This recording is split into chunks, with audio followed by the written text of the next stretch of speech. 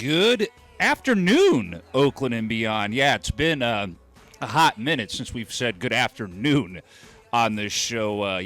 Been a long while. Actually, try not to do these that much anymore, but hey, it happens sometimes. Only time this year that it does end up happening. We had two of them planned, but one of those shows ended up getting rescheduled. But for the first time in a hot while, it's an afternoon edition and a Friday afternoon edition of your number one source for everything and anything on your Oakland athletics. Let's go ahead and get show number 320 of AsFAnRAdio underway. What's going on out there, Oakland and beyond? It is the legally 5150 Corporal Oaktown coming at you, of course, from AFR HQ and broadcasting spot / my pad, Dub6 Studios, located in the Eastmont Hills of Oakland, California, where I get to see the Coliseum every morning and every night when I wake up and or go to bed, depending on what's going on and what's happening at that point in time. Hope everybody's doing good out there on this Friday afternoon, enjoying whatever you're up to and going about regardless of the performance of our beloved baseball team as of late. Bossman will be joining me also for this broadcast. He'll be checking in with us sometime around or a little bit after 12:30. He was unable to ultimately join us for our last broadcast because his pops surprisingly dropped in and visited him, so that's why he didn't join us, in case y'all missed out on the last show or were wondering why he wasn't there and missed out why I said that. So initially, to begin things here with y'all, it will be one half of the dynamic duo, yours truly, and then of course the other half, the main man, the boss man, will be checking in approximately sometime around 12:30ish p.m., roughly about a half hour or so into the broadcast. And obviously he'll be touching bases on some stuff that he didn't get to talk about last week, mainly stuff in regards to the latest with the Howard Terminal Ballpark project, which I will be getting ready to lead off here with. It seems like, of course, it's the trend to lead off the show as of late with that. So, latest, of course, with that. And obviously, he'll share his thoughts on not just what I'm about to be talking about here in a little bit to lead things off on the broadcast today, but obviously what we discussed to some extent on last week's show, which, of course, was what went down with that city council meeting on September the 20th, and of course the intel we learned out of Vegas from a friend of ours in the real estate game on why things aren't really budging much down there. If you missed out on that, definitely be sure to check out the recording of our last broadcast, show number 319, and there of course also is a post up on our Facebook and Twitter pages. It's got a quick abbreviated rundown of what was mentioned, and I'll be sure, of course, to make sure to retweet and repost those at some point before the day is over with. And it's 12:05, so just like if this was an 8 o'clock night show like we normally do, 5 minutes in, that means the fan question of the night, I should rephrase that, fan question of the afternoon. Remember, Keith, it's an afternoon broadcast, not a night broadcast, so here, barely 5 minutes in, already screwing stuff already. Fan question of the afternoon is out there. It's initially been up since about 9 a.m., Pacific Standard Time, so either go to that original post, or if you happen to be up there right now, look for the quoted post or tweet, depending on if you're on Facebook or Twitter, and start shooting your responses for that. And of course, I will read off those responses to that fan question of the afternoon during the final segment of today's broadcast. So got a lot to talk about, obviously. Like I mentioned, some recent developments as far as things pertaining to some stuff with Howard Terminal that's gone down the last week. Of course, we only have one series of A's games to recap, with us having just done a show 5 days ago. Two series to preview, current standings, latest with Cal, the Roots, and given that the NHL preseason's back, you're going to get, this, of course, see the return of the San Jose Sharks segment into this one. So kind of a preview of what you have on tap that will be coming your way on this edition of the show. And with that, and without further ado, let's get things underway with the latest developments as far as things are going with the proposed Howard Terminal Ballpark project. Situation, of course, obviously, where it was mentioned at last week's city council meeting that obviously one of the negotiators involved, his opinion was that in order for the city council to be able to have some sort of a binding vote in place by the end of the year, that they kind of needed to get something done basically this week. Some, initially may have took it as the deadline, or a kind of unofficial deadline being earlier this week, this past Tuesday. But based on a couple individuals we've talked to out there that we know in the media and around circles in Oakland that have a little bit of the inside track on what's going on with this. Really, the real, basically, kind of, deadline, to see realistically something getting finalized with this as far as binding votes, deal, all that before the end of the year with the current council in place, kind of would basically need to be today. They're still negotiating. Our sources also say that they don't feel that anything that, if nothing gets done today, that it's going to end up derailing things. One of these sources, and of course us here at the show have for a while have had the feeling like this was ultimately going to potentially drag on into next year, which is territory a lot of folks don't want to venture into, which is completely understandable with the knowledge of the unknown of the makeup of who's going to be on the council and whatnot, and what directions are they going to go in, and if some individuals on the council like Five for Gallo or both are going to try to influence newer members in regards to this. Myself, Boss, and others that we've talked to out there can feel like that, even depending on that situation, that something can still be done, and they feel like even the A's are seeing that something can be done even with, a fresh set of faces out there. It's going to be really, hard to gauge. Do I really see something getting done today?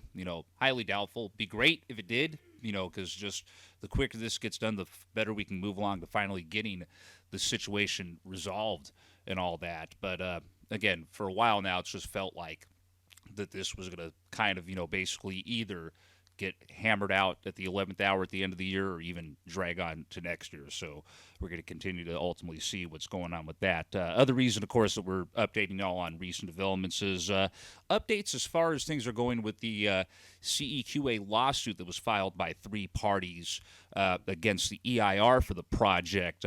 Last edition of the show, we had mentioned that the Union Pacific Railroad had decided to not appeal the ruling of the lawsuit, which, of course, outside of pretty much stuff with the wind, research that they did on how the wind's going to affect things with potential buildings down there, pretty much the judge ruled in favor of the EIR. So as mentioned, of course, on the previous show, Union Pacific deciding not to appeal. We ultimately, during the course of the last 5 days since that broadcast, have found out what the other 2 groups tied into that are going to ultimately end up doing. The Capital Corridor JPA ultimately deciding as well, just like the Union Pacific Railroad, to not appeal the judge's ruling on the case. Some out there, obviously, there's, talks, from those in the know and those on the outside just, trying to speculate and get a rough idea of what's happening. Some out there wondering if this is kind of a signal that maybe the Union Pacific and the Capital Corridor backing out because they feel maybe the deal's about to blow up. Some out there have heard that, the parties are basically working out stuff to, make deals, apparently, with the city and the A's in regards to that. Because, again, parties are still negotiating to get things done to finally get some sort of a deal in place and binding votes and everything to make this project happening.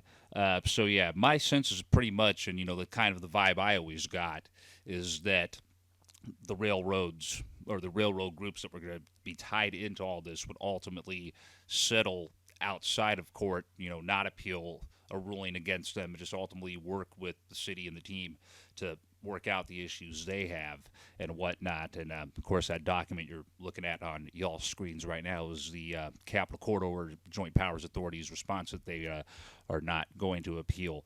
The one group, of course, that all of us out there knew that was going to end up appealing the ruling, of course, was the East Oakland Stadium Alliance and their friends. And not a shocker. It shouldn't be, even though we all know ultimately probably the direction that this is going to go in, which if it's anything like their previous appeals and any of this stuff, it's just going to be prolonging of pain, suffering, and more L's coming their way in the process of the legal system and the courts. So just, again, this AstroTurf group continuing to try to drag things out, try to throw a wrench into this project, and as always, just changing up their argument every couple of months when obviously whatever their narrative was previously is completely destroyed by stuff that goes out there, research, all that, decisions made by various parties that are involved with ruling on this. And, it continues to change because they're an AstroTurf group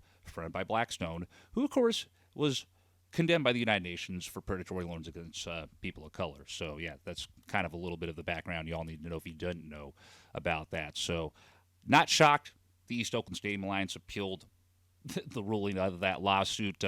Pretty sure when Bosch chimes in to talk about that, and of course the stuff that we discussed in regards to all of this on last week's show, he's going to tell you that he's not shocked that these knuckleheads did that. So, yeah, they want to keep, basically being overruled in court. That's on them to decide, because they're not going to be the factor on deciding if this ultimately happens or not. Again, both sides still negotiating. Negotiators involved feeling that if they want to be able to get a binding vote in place by the end of the year, they need to get something done by the end of today. Is that going to happen? We're going to have to wait and see. Again, my suspicions are like a lot of others out there that have been following this very closely, which is that it's not going to be a shocker if this ends up heading in to next year. So obviously still a long way to go in regards to this, but it's definitely a deal that can get done, should end up happening and be built. But again, ultimately at the end of the day, it's really up to the A's to decide if they still want to go through with this or not. But hey, again, based on what we told you all previously 5 days ago on what our real estate homie heard about stuff going on in Vegas, hey, y'all may be better off just trying to figure out how to get something done here instead of dealing with all of that shenanigans and nonsense. So there is my take on things in the latest with the Howard Terminal project when, of course, the main man, the boss man, checks in with us, again, roughly sometime within the 12:30-ish or beyond time frame, because obviously he's at his little shindig that he does doing stuff for Kaiser, and his lunch break is basically around 12:30, 1 o'clock-ish. So also want to make sure I don't keep him on here for too long because I want him to be able to enjoy his break before he has to get back to the shenanigans of doing stuff in the workplace on a Friday. But definitely going to be interesting for those of y'all out there that haven't heard his take to hear his opinions on this matter. And, of course, again, he will not only be touching bases on what I just discussed, but, again, the stuff that was mentioned on the previous edition of the show about the stuff at the City Council meeting last Tuesday, and, of course, the intel we learned about Vegas from our buddy that is in the real estate game. Reminder, in case you haven't had a chance to hit up our social media pages, yes, there is a fan question sitting out there on this rare afternoon edition of AFR. So fan question of the afternoon, not night, obviously, or at least it's not nighttime where we're at, depending on where you are. That could be a completely different story, of course, because we do know we got you-who's that tune into this shenanigans and shindig on the other side of this rock that's orbiting the solar system. But obviously, we are right here, right now. It's the afternoon. So fan question of the afternoon reminder time here on show number 320 of A's Fan Radio. So if you haven't had a chance to do so yet, go ahead and make your way over to either facebook.com/A's Fan Radio or at A's_fan_radio over on Twitter. Look for the post or tweet that went up at either 9 a.m. Pacific Standard Time or the post that went up 5 minutes after the show started. So basically that'd be around about 12:05 Pacific Standard Time. Basically, follow the directions, enter your responses, and, of course, yours truly will read off all your responses during the final segment of this afternoon's broadcast. The fan question of the afternoon for this edition of the show is, with 6 games left to go in the 2022 regular season, what do you foresee the A's doing over that stretch of games? Again, to get that response in, look for the fan question posts or tweets on either facebook.com/A's Fan Radio or at A's_fan_radio on Twitter. When we come back, we will go ahead and recap the 3 games that just went down in SoCal against the Anaheim Angels. And, of course, at some point during that time frame, or even heading into the third and final segment of the first half of this afternoon's show, the other half of the dynamic duo, the Boss Man, will be joining me as well. Don't go anywhere, folks. We'll be right back at you here in a bit on this rare afternoon edition of your number one source for everything and anything on your Oakland Athletics, A's Fan Radio.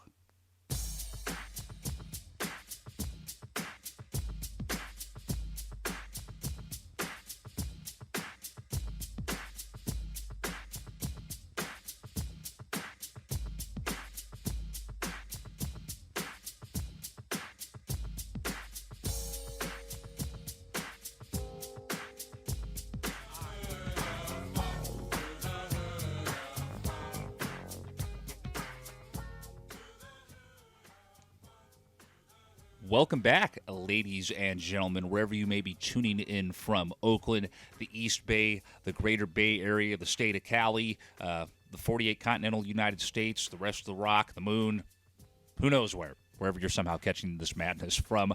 Welcome back to a rare afternoon edition of your number one source for everything and anything on your Oakland Athletics. A's talk from the fans' point of view since 2003. It is A's Fan Radio. It is show number 320 of AFR since yours truly brought this madness back from a 4-year hiatus just a little over almost 11 years ago in 2011. And, of course, I'll be joined by the other half of what's become known on this show over the last 9 years as a dynamic duo, the main man, the boss man, sometime here within the next approximately 8 minutes based on what I'm looking at here on the clock. So definitely got to make sure while I'm recapping things with this upcoming series or this past series of games that just wrapped up here, I got to make sure to also keep the eyeballs peeled to the cellular telephone unit for when my co-host finally chimes in for things here on the broadcast. So as we obviously await the boss man to join us here, let's continue on down the road here with things in the first half of this afternoon's broadcast where we recap Oakland Athletics game action like we normally do during the first half of the show when it's the regular season. Only difference being it's only one series that we're going to be taking a look at, since obviously we would have looked at the series that happened over the weekend had we broadcasted the previous show on its regular time, but that didn't happen. We did things Sunday, so that's why you're only going to get one series recap on this edition of the show instead of two. And that brief little 3-game set that went down between show number 319 on Sunday and, of course, this afternoon's edition of the show was a 3-game set down in Southern California, taking place about a little over an hour and a half north of where I was at for a little over 4 years during my time in the Marine Corps when I was stationed at Camp Pendleton just outside of Oceanside. A matchup between AL West opponents. Last time these two teams would be meeting down in Anaheim in 2022, but not the last time during the regular season that, of course, these two teams will meet. And we'll, of course, get more into that during the next segment of this afternoon's broadcast. Your Oakland Athletics heading in to Angel Stadium of Anaheim to lock horns with the Anaheim Angels, or as my co-host likes to call them, the Anaheim Devils. For those of you that are sitting there, maybe this is the first time you've tuned in or it's been a while, scratching your head wondering why we're not calling them by the other name, because they don't play in Los Angeles. They don't even play in Los Angeles County. They play in Anaheim, which is in Orange County.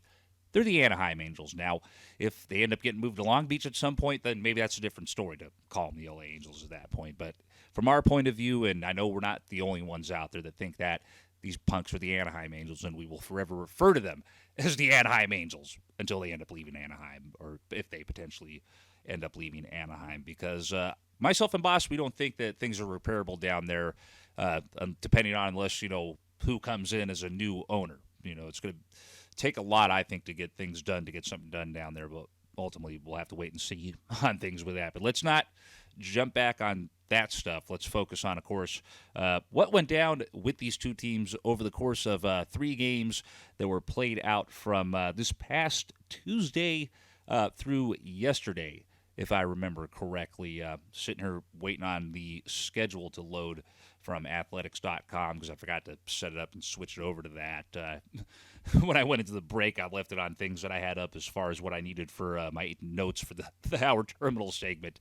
Good job, Keith. Hey, another reason that I hate doing these rare afternoon shows, they used to not have a problem with doing them so much back of the day, but just sometimes, especially when you have a rough night sleeping, it's like, damn, man, a little slow on having your stuff up here. And, at the same time, too, there are instances, and y'all have heard things and seen things on here where it's the fault of the internet that that this thing gets delayed. But in this case, it was my fault.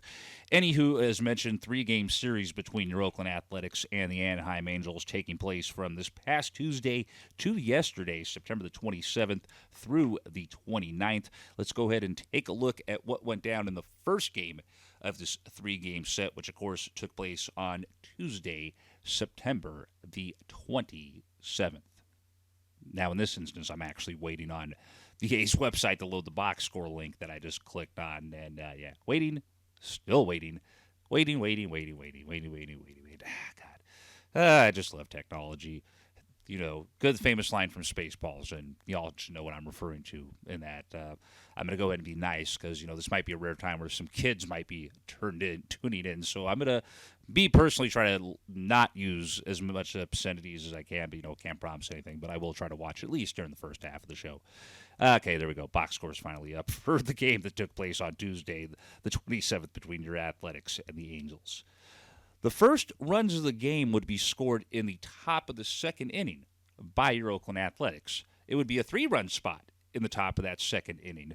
That lead would not last very long, as in the bottom half of that second inning, the A's pitching staff would give those 3 runs basically right back to the Devils, as Anaheim would score 3 runs of their own.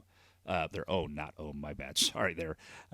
Neither team able to do much of anything the rest of the way out until the 8th inning, when the Angels would score a single run in the bottom half of that 8th inning. Your Oakland Athletics not able to put any runs up after that 3-run top of the second. So when this one was all said and done this past Tuesday night, your Oakland Athletics would, of course, drop the first game of that 3-game series to the Anaheim Angels by the final of 4-3. Anaheim 4 runs, 12 hits, 1 error. Oakland 3 runs, 9 hits, no errors in that one. Tepera picking up the win for Anaheim as he improves to 5-3 on the year. A.J. Puck taking the loss for the Elephants as he falls to 3-3 on the year. And Herget picks up his 7th save of the year for the Devils in this one. No home runs for your Oakland Athletics in this one. No homers for the Angels in this contest. James Kaprielian getting the start in this one for Oaktown.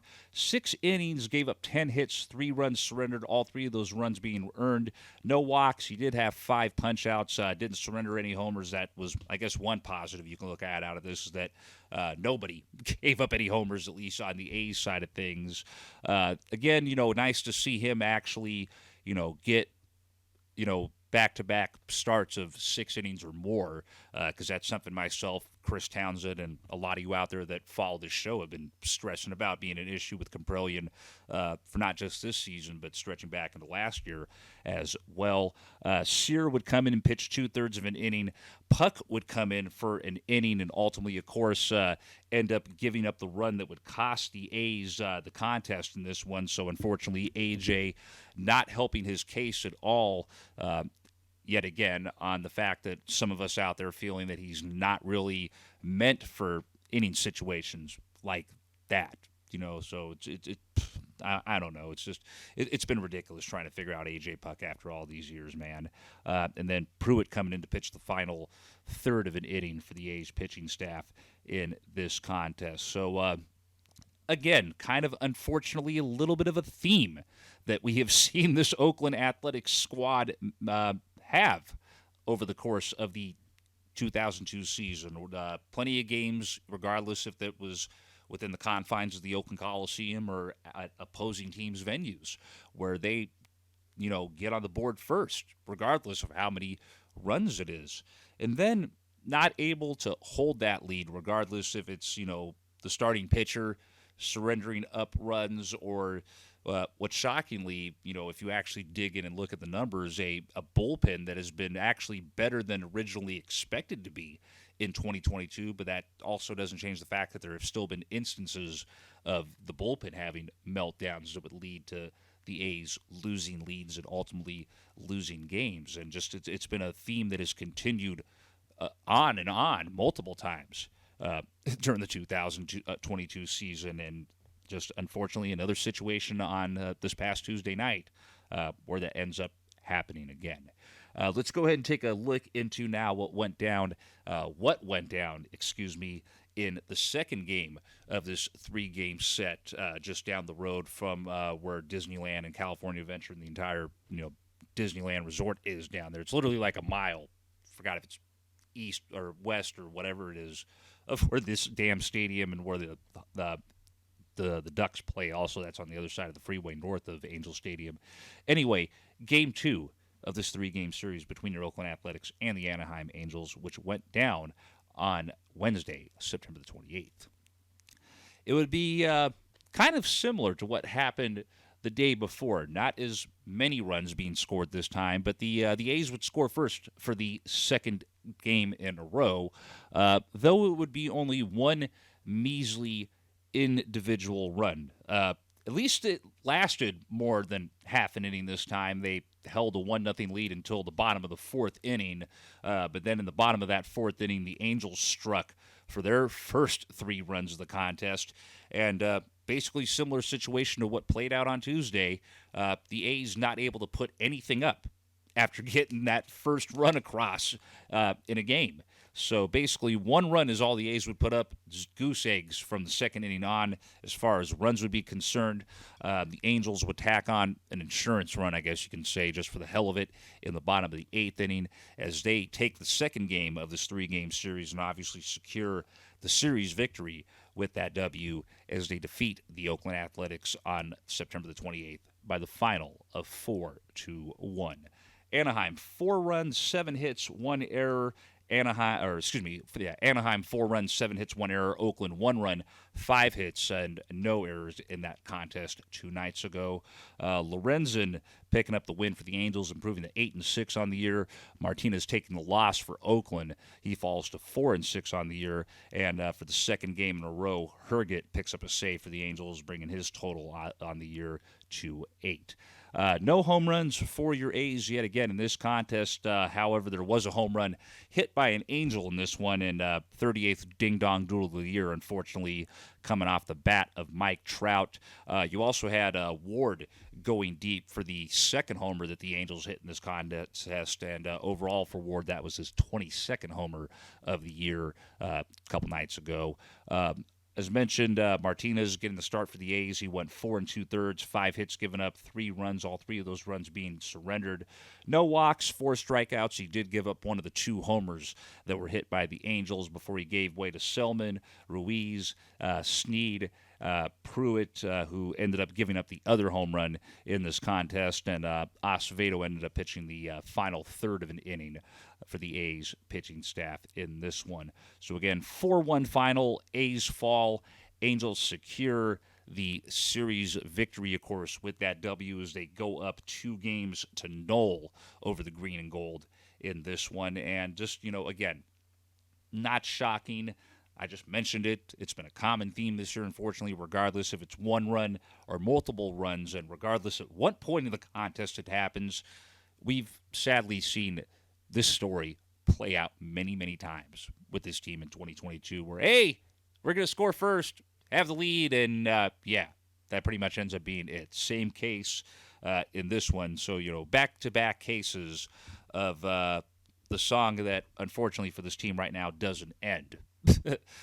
In a season that many of us, unfortunately, were expecting to be hashtag rooted in straight donkey arse. Again, trying to be mindful of the fact that there might be kids tuned into this show today, given that it's in the afternoon. But just to forewarn you all bets are off once we enter the infamous X-rated second half of the broadcast. But I will be fair here in the first half of the show as best as I can. Can't guarantee the case that being the case when Boss calls in, but we'll see what happens with that. On that note, and of course we are still awaiting for Boss Man to join the madness. And actually, speaking of which, hold on a second, man. Let me get you lined up here on the mic real quick. It's funny. I'm just getting ready to do the third game and saying that we're waiting his call, and boom, there he is calling in right there on the dot out of nowhere. Joining us now finally here during the second segment of this afternoon's edition of the show is the other half of what's become known as the dynamic duo. My main man, the Boss Man, who, of course, is checking in from somewhere around downtown Oakland, probably right about now. Boss, what's up, man? Oh, man, nothing much. It's a beautiful day in the East Bay. Getting ready, tonight to go check out the Seattle Mariners clinching a playoff spot after they beat the A's. I mean, hey, shout out to J206, our friend from Seattle. It's been a tough year for the A's. It's been a tough year for A's fans with all what's going on with the stadium news, so-called relocation, and just everything's been a headache. Also going to Bleacher Days event tonight, Brown Liquor Fridays, baby. You know what I'm saying? Go check that out over in West Oakland, man. If you guys want to stop by, come through. You know, if you don't want to drown your sorrows and another A's loss, you know, we hit that century mark, baby. You know, it's all good. But yeah, man, just here. You know, kind of halftime at work, lunchtime. I call it halftime. You know, halftime at the job spot, but it's good, man. It's good. What's going on? Not much, man. Just another day, same old, same old. Like I was telling everyone, it's been a hot minute since we've done one of these afternoon shows. We used to have a few of these things scheduled during the course of the year, but as you and I have gotten older, we've actually tried to watch how often we do this stuff. Obviously, you were not able to join us for the last edition of the show because your pops decided to drop in out of the blue and to give you a surprise visit. So just real quickly, I wanted you to, just so everyone could hear your take on things, your thoughts on what happened with the city council meeting back on September the 20th, the stuff with the appeals and whatnot with the lawsuit, and, of course, obviously the intel that we learned through a homie in the real estate game about what's going on out in Vegas. Yeah, just, you know, folks, you know, heard my takes on that, obviously, 5 days ago and today. Now it's your turn to share your thoughts on all that. Yeah.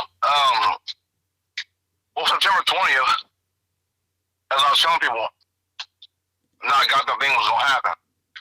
And that if there's any development that is going to happen on that site, it was going to have to be in December at the earliest. But now after that meeting, with inflation and the rising cost that's happening just around the world, you're pretty much screwed on that note. There's not going to be a vote in 2022, everybody. It's obvious. And I'm not blaming the city of Oakland. I don't like city staff at Riskin. I don't like him. I don't like Kelly Kahn or Molly Maber or none of those idiots in there. But they're not at fault here. The A's set the cost, and they underdid it. The cost is kind of hella went over. I mean, we're hearing some of the infrastructure might be $600 million. That's what Carol Pike said when right before Thomas Shambi was let go by the A's. This is real, people. So Oakland did its part. Oakland raised $321 million when they were supposed to raise $352.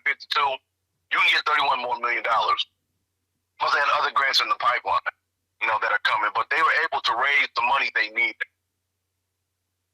The A's, this is on the A's. I told everybody that no doggone Mike Jacobs or the ESO or the IFLWU, none of these unions or these people that are opponents are going to stop this. This is on the A's squarely to put up or shut up.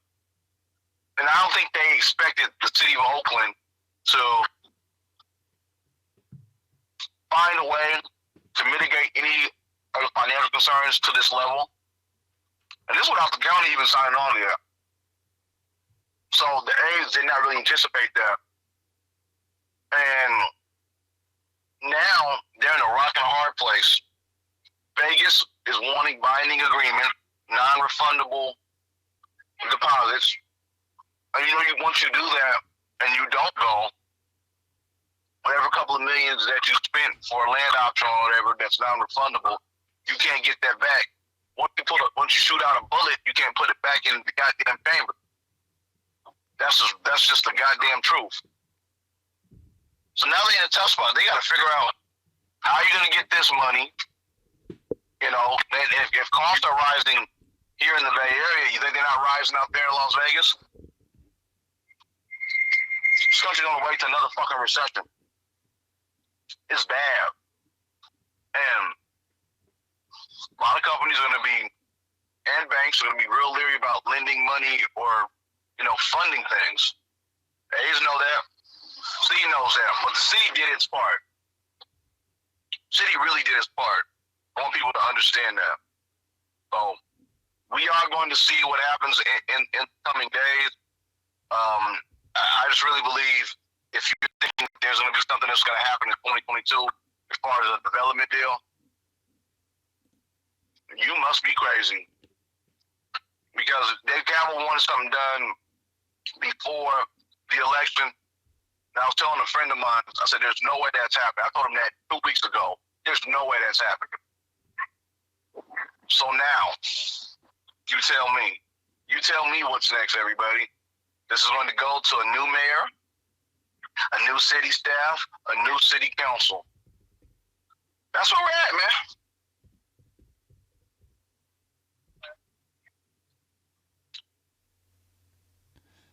Yeah, going to definitely be real interesting to see what happens with this.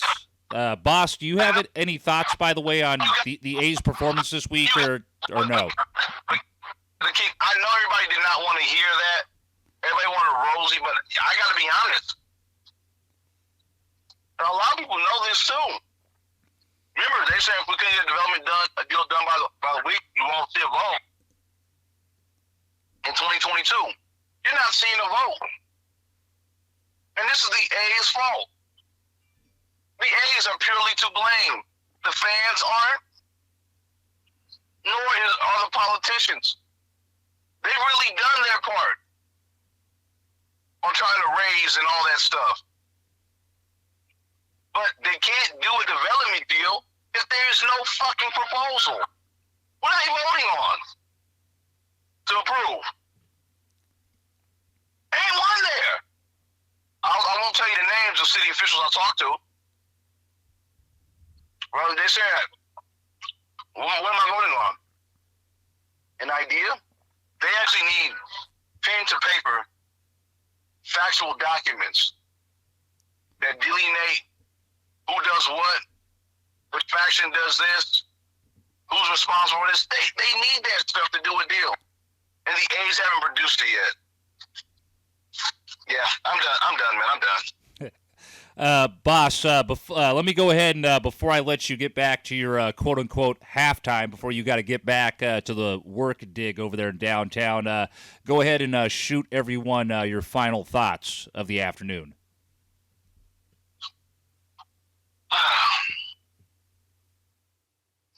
This is a difficult situation to talk about. The Ime Udoka situation with the Boston Celtics is a bad situation. It's bad. Yes, workplace romances do happen. They just do. People are people. Folks find attraction somehow, some way with somebody else, whether they're betrothed to somebody or not, whether they have kids or no kids. It's been happening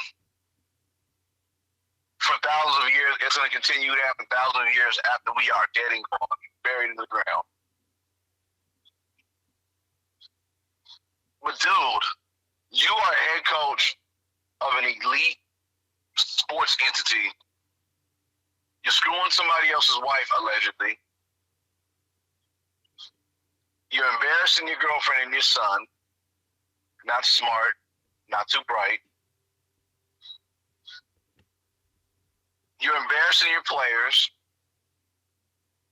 Brad Stevens, who vouched for you. You did it all in 1 year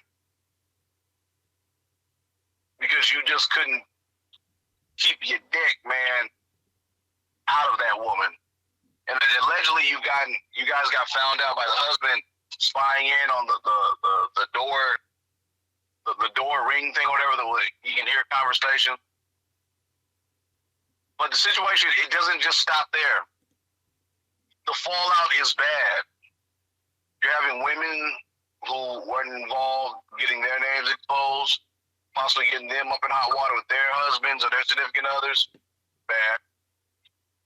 Boston Celtics won't release the name of the lady who's in violation, but wants to release Ime Udoka. Bad. Should have been handled internally. Very, very bad. But then, Ime Udoka is going to be the only one getting any type of disciplinary act. But the woman isn't. That's an improper relationship. They thought he had an improper relationship. She had an improper relationship. She's married. Now, they said he might have said a comment to her that she might not have liked. I'm like, okay. Sounds like to me they stopped having sex and he might have said a dumb comment to her. But you open ladies who are listening, know you should not be disrespected. but you open yourselves to it. In that situation, you're having sex with the head coach of a basketball organization, you're a married woman. So you guys have probably had sex at the facility or in the office or all kind of other stuff.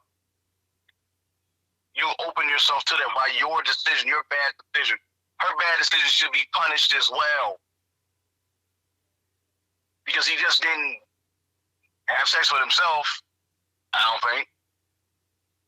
It's just a bad look. And then even worse, Oakland's own Malika Andrews of ESPN, in typical fashion of her, sticking her foot in her mouth, calling it Stephen A. Smith's show, trying to scold him for what he's saying. And she's done this numerous times, disrespecting former athletes or people who've been in the industry for a heck of long, and she's now but 27 years old. I mean, no respect.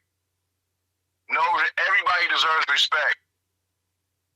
And she has disrespected the situation, trying to make this a men versus women situation. Like, no, this is not a men versus women situation. This is right and wrong. The young lady and Ime Udoka are wrong. And I'm not here to be the moral police or whatever. What I'm saying is they were wrong to be having the office place romance. And now causing distraction right before training camp starts. Preseason is next week. Or damn near the start break. I think the Warriors play today. They're in the wrong, and they both should be punished. The Celtics organization looks embarrassing right now. They look run amok. And even worse about Malika Andrews, the new interim head coach, Joe Mazzulla, who used to play at West Virginia. She's bringing up his past when he, for underage drinking, he got cited and got arrested. At like 18 years old when it was like 2008. I mean, this is just stupid shit that has fallen off from this. You want to protect the women's identity, but you can't wait to blast Ime Udoka and Joe Mazzulla, who has nothing to do with the fucking situation. You have to bring up his two incidents that don't even involve anything of him, having proper sex with somebody or anything like that. You couldn't wait to air him out on Malika Andrews. The situation is fucked up. It's just fucked up. And I would hope the Celtics can rally around, but Ime Udoka did a very good job as a coach last year. Got them to Game 6 of the finals. He was a very good coach. I just hope that he learns from this and that eventually he can find a head coaching job again because he's a pretty good coach. He's going to have to learn from this. He'll get hired again, I don't know how many years, but he'll get hired by somebody to coach again.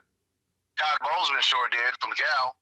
Todd Bozeman was over here screwing co-eds and everything. I mean, it is what it is. But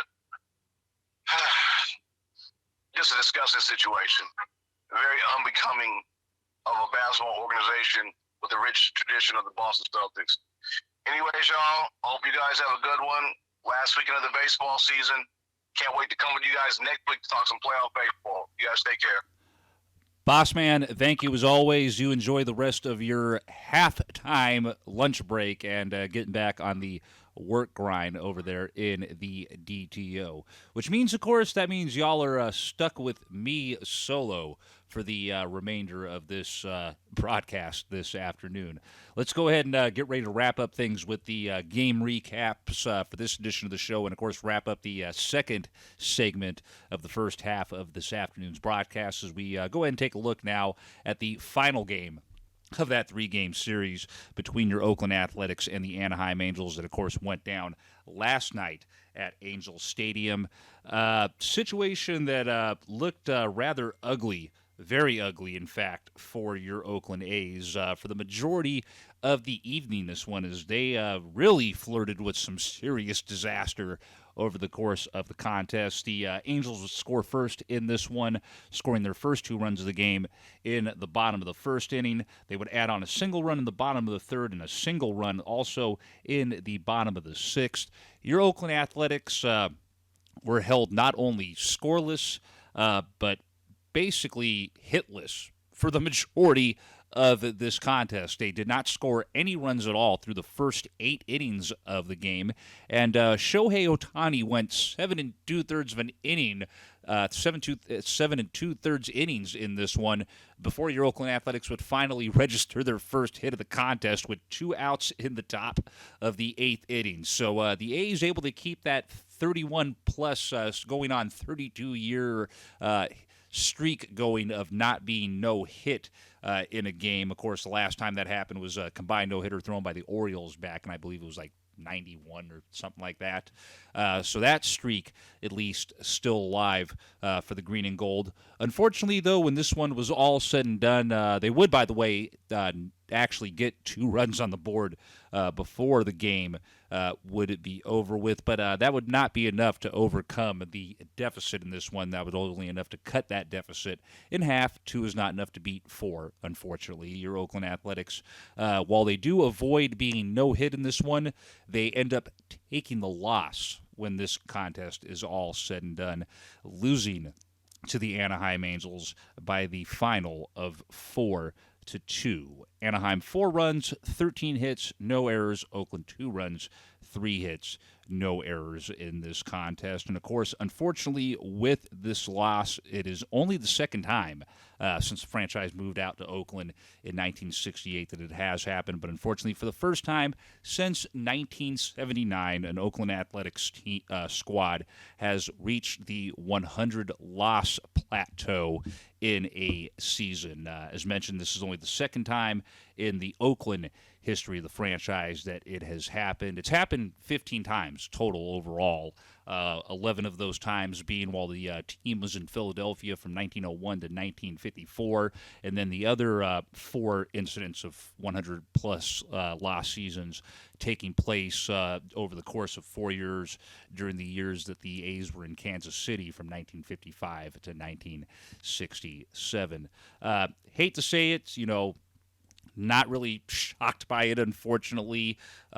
Boss wasn't shocked by it either. I mean, we all warned y'all back in November, December that, stuff like this was potentially on the table in what we dubbed to be ultimately a rooted in straight donkey ass of a season that was forthcoming and has basically played out, sadly, to be the case. So, yet again, Bostradamus living up to his nickname of Bostradamus, and seems like the Corporal's catching a little bit of that Bostradamus, I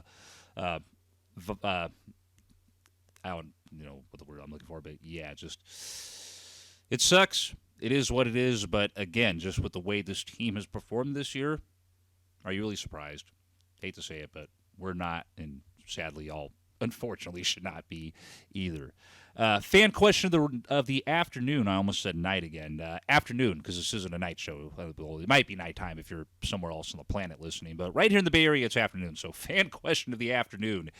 Reminder here on show number 320 of A's Fan Radio. If you haven't had a chance to get a response in yet, be sure to make your way over to either facebook.com/AsFanRadio or at A's_fan_radio over on Twitter. Look for the post or tweets that went out at either 9 a.m. Pacific Standard Time or at 12:05 p.m. Pacific Standard Time. Follow the directions, submit your responses. I, of course, will read y'all's responses during the final segment of this afternoon's broadcast. The fan question for today's show is, with 6 games left to go in the 2022 MLB regular season, we want to hear your thoughts on how you foresee your Oakland Athletics faring over that stretch of 6 games. When we come back from our next break, we're going to preview those very 6 games that are tied to the fan question of the afternoon. So again, get those responses in and look for the posts or tweets on either facebook.com/AsFanRadio or at A's_fan_radio. So yours truly can read them off here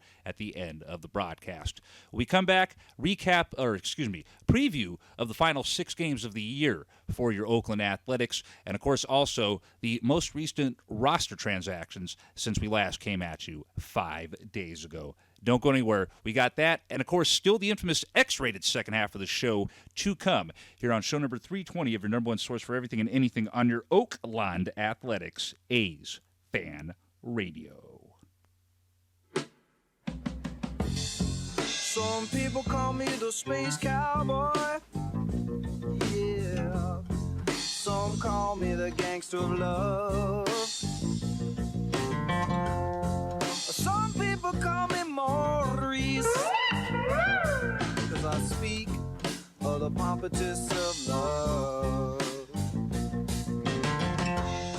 You're the cutest thing I ever did see. Really love your peaches, wanna shake your... Welcome back, ladies and gentlemen, to your number one source for everything and anything on your Oakland Athletics. A's Talk from the fans' point of view since 2003. It is show number 320, a rare afternoon edition of A's Fan Radio. Legally 5150 Corporal Oaktown coming at you, of course, from Dub 6 Studios located up in the Eastmont Hills of Oakland, California.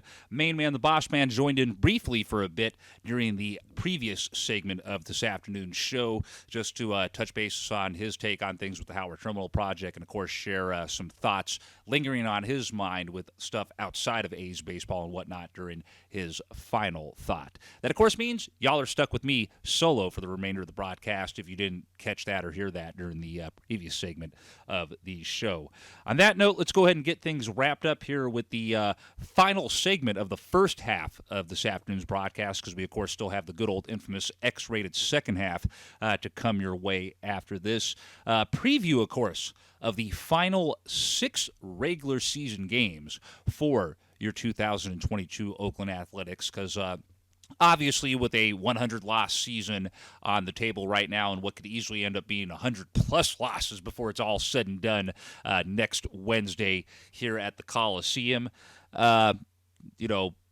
going to be really interesting one way or another to see how they play out. Obviously, they won't be a factor in the 2022 postseason.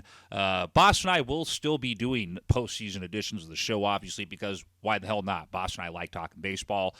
Like many of y'all out there, Boss and I follow the postseason in MLB, even if the A's aren't a factor into it. So that's why we're like, what the hell? Why not discuss that and talk about what the other teams are doing? And plus, obviously, some of the other sports we follow here, we're going to want to still do shows to keep y'all up to date on things with those teams from the fans' point of view. So, yeah, as mentioned, 6 games left in 2022 for your Oakland Athletics. 3 games on the road, 3 games, of course, at the Coliseum to call it an end to things here in 2022.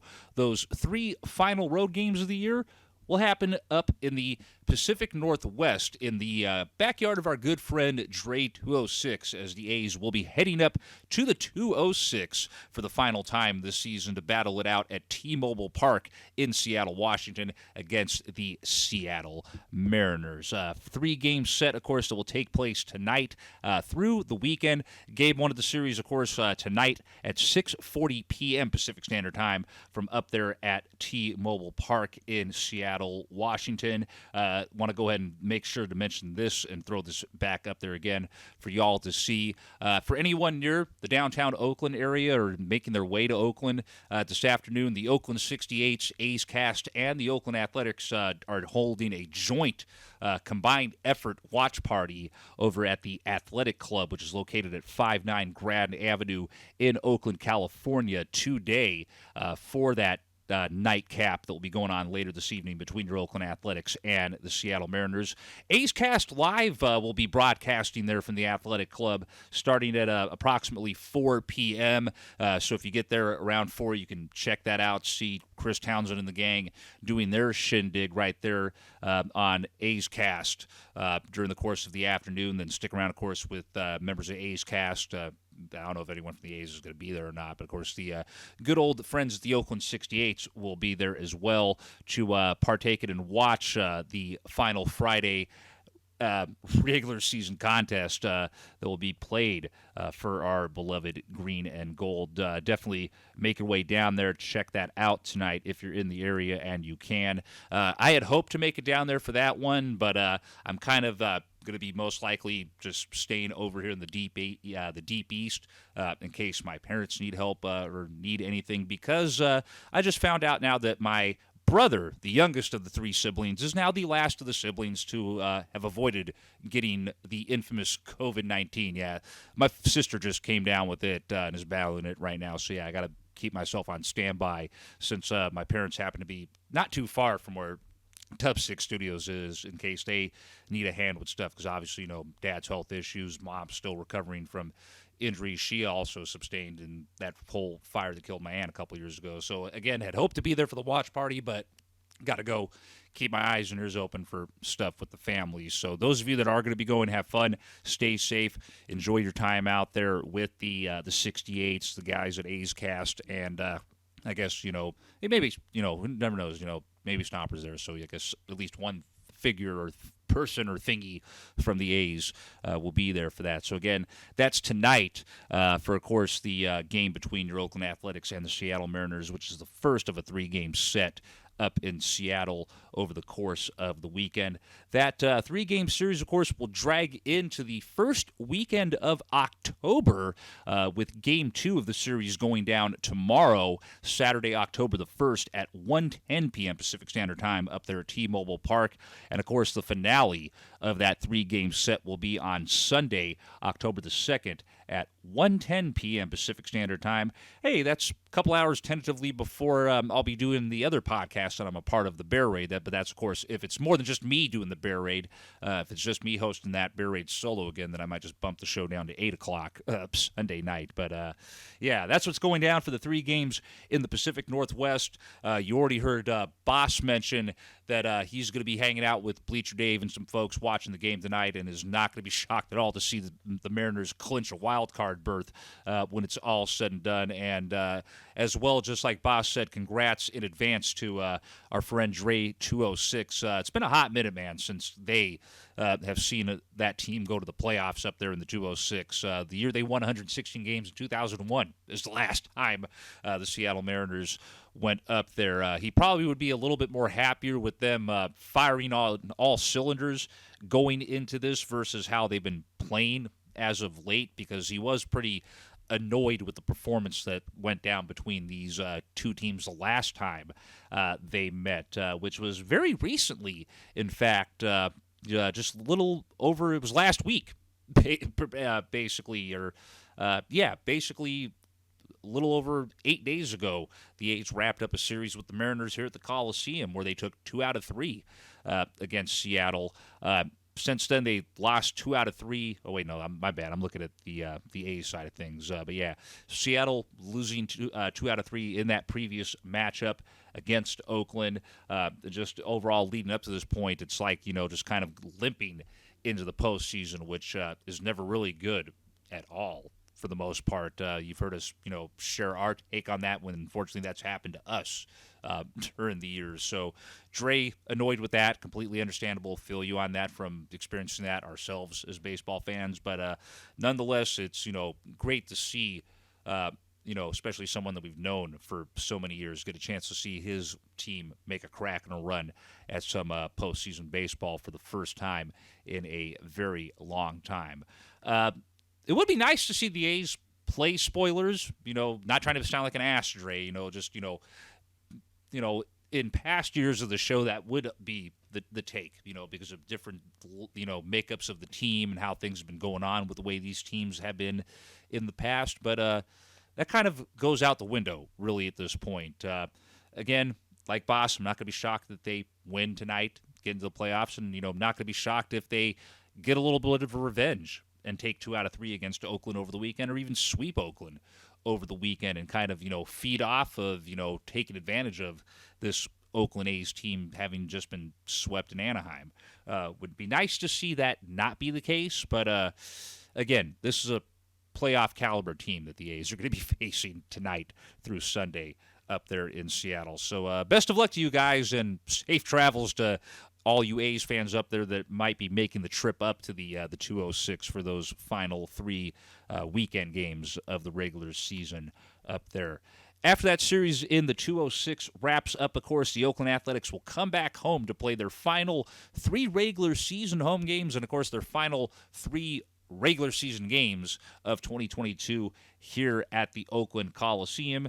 And, of course, those 3 games will be against the very team that unfortunately just swept us over the course of this last 3 days in the series that I recapped in the previous segment.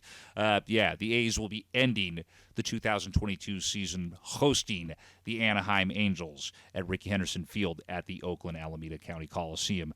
Game 1 of that series will be on Monday, October the 3rd, and will be a 6:40 p.m.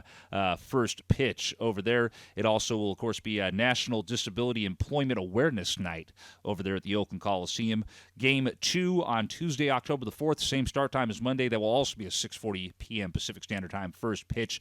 And the finale of that 3-game series, and the finale, of course, of the 2022 regular season for your Oakland Athletics will be on Wednesday, October the 5th at 1 p.m. Pacific Standard Time at Rickey Henderson Field at the ballpark in the Deep East. It'd be nice to see the A's maybe end things on a high note, but that might be, unfortunately, kind of putting things a little high above the bar with this squad. We obviously just saw the Angels sweep us over the course of the last 3 days. Saw Shohei Ohtani almost no-hit the Oakland Athletics last night. And based on, looking at how the rotations are set up, there's a pretty good chance we probably might be facing Shohei Ohtani again at the Coliseum next week. So there's always that outside possibility, and hell, you never know, even against maybe Seattle. There's still that question looming probably in the back of everybody's mind, is that 31, potentially maybe going to 32 unless something happens in the next 6 games.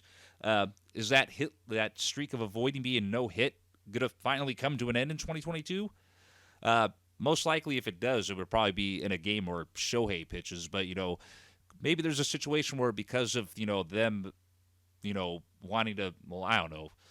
I would think maybe, potentially outside chance that they rest Shohei, but the Angels aren't going to be a factor into the postseason either. So why not let Shohei get one more crack at, adding to his numbers to make a case for, his, MVP potential run and other accolades and whatnot he might not get. But, would be nice to see the A's, win something, win at least one, I guess, or, win more than one.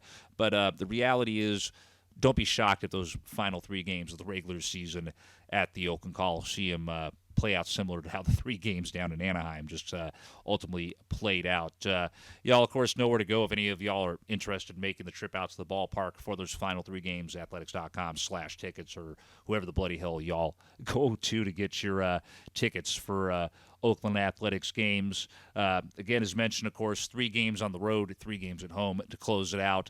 And, of course, for those of you that can, if you're in the area around downtown Oakland or Oakland and the East Bay in general, head over to the Athletic Club located at 59 Grand Avenue to hang out with our good friends, the Oakland 68s, our good friends at A's Cast, and, of course, whoever the hell the A's end up sending to be a part of that little 3-way collaboration watch party, which, of course, will begin at 4 p.m. with A's Cast Live broadcasting their show broadcast over there at the Athletic Club. And, of course, first pitch for the game tonight between your Oakland Athletics and the Seattle Mariners will, of course, go down at, just want to make sure I pull it up here again, 6:40 p.m.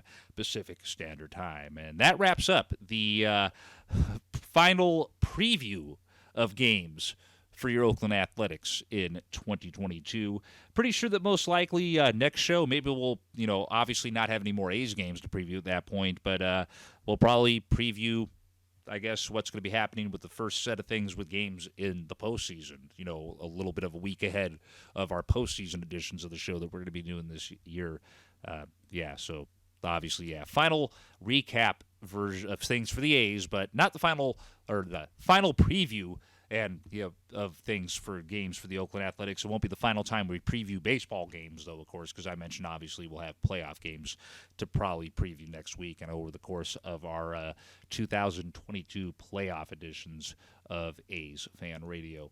On that note, let's go ahead and take a look at any and all transactions that your Oakland Athletics have made since the last time we came at you here on the show. That was just a little over 5 days ago on Sunday, September the 25th, but you never know. There's always a chance something could have gone down at that point in time, and actually nothing has. The last move that was made since the last time we came at you was a move that we did mention on our previous show, but we'll go ahead and reiterate it again, which was a move that went down on the day of our last broadcast, September the 25th. The A's sending third baseman Sheldon Noisy outright to the Las Vegas Aviators. That was, of course, after he was designated for assignment the day before to clear space on the roster for Ernie Clement, who had been claimed off of waivers by the A's from the Guardians on the 23rd. So, shockingly, first time in a while where we haven't had any sort of transactions go down. It'll be interesting to see what happens transaction-wise, if anything at all, during the course of these next final 6 games of the regular season for your Oakland Athletics. And, hey, that finally means the first half of this afternoon's broadcast has come to a close, an hour and 13 minutes in. We, of course, though, still have the infamous X-rated second half to come your way. But before we, of course, we get on into 7th inning stretch time here on this afternoon's show, reminder, fan question of the night sitting out there. Fan question of the afternoon, sitting out there for all of y'all to chime in on. So if you haven't had a chance to do so, Facebook.com/AsFAnRadio and or at A's_fan_radio on Twitch is where you, or at A's_fan_radio on Twitter, is where you can find those posts or tweets in regards to the fan question of the night. Look for the one that either went up at 9 a.m. Pacific Standard Time or the one that went up at 12:05 p.m. Pacific Standard Time, 5 minutes after we went live. Follow the directions, submit your responses. I will, of course, read those responses during the final segment of this afternoon's show. Fan question of the afternoon, of course, for show number 320 of A's Fan Radio is we want to hear your thoughts and how you foresee your Oakland Athletics faring over the course of the final 6 games that they have in the 2022 MLB season. Again, to get those in, Facebook.com/AsFanRadio or at A's_fan_radio. And again, just look for the post or tweets that say fan question of the afternoon. Follow the directions, submit your responses, and I will read those near the end of the show. On that note, smoke them if you got them. Fire up that medical research. Go grab a cold one out of your fridge or the liquor store right around the corner or wherever you store your cold ones at in this day and age. It is 7th inning stretch time here on A's Fan Radio. We come back for the infamous X-rated second half of show number 320. We, of course, will take a look at the current standings around Major League Baseball. We, of course, will have the Bear Raid segment come your way, the Roots segment as well, the San Jose Sharks segment making its return into the show with, of course, the NHL preseason beginning and the regular season looming just a little over a couple of weeks away from now. And, of course, before it's all said and done here this afternoon, your responses to the fan question of the afternoon will be read by yours truly, as well as hearing my final thoughts of the afternoon.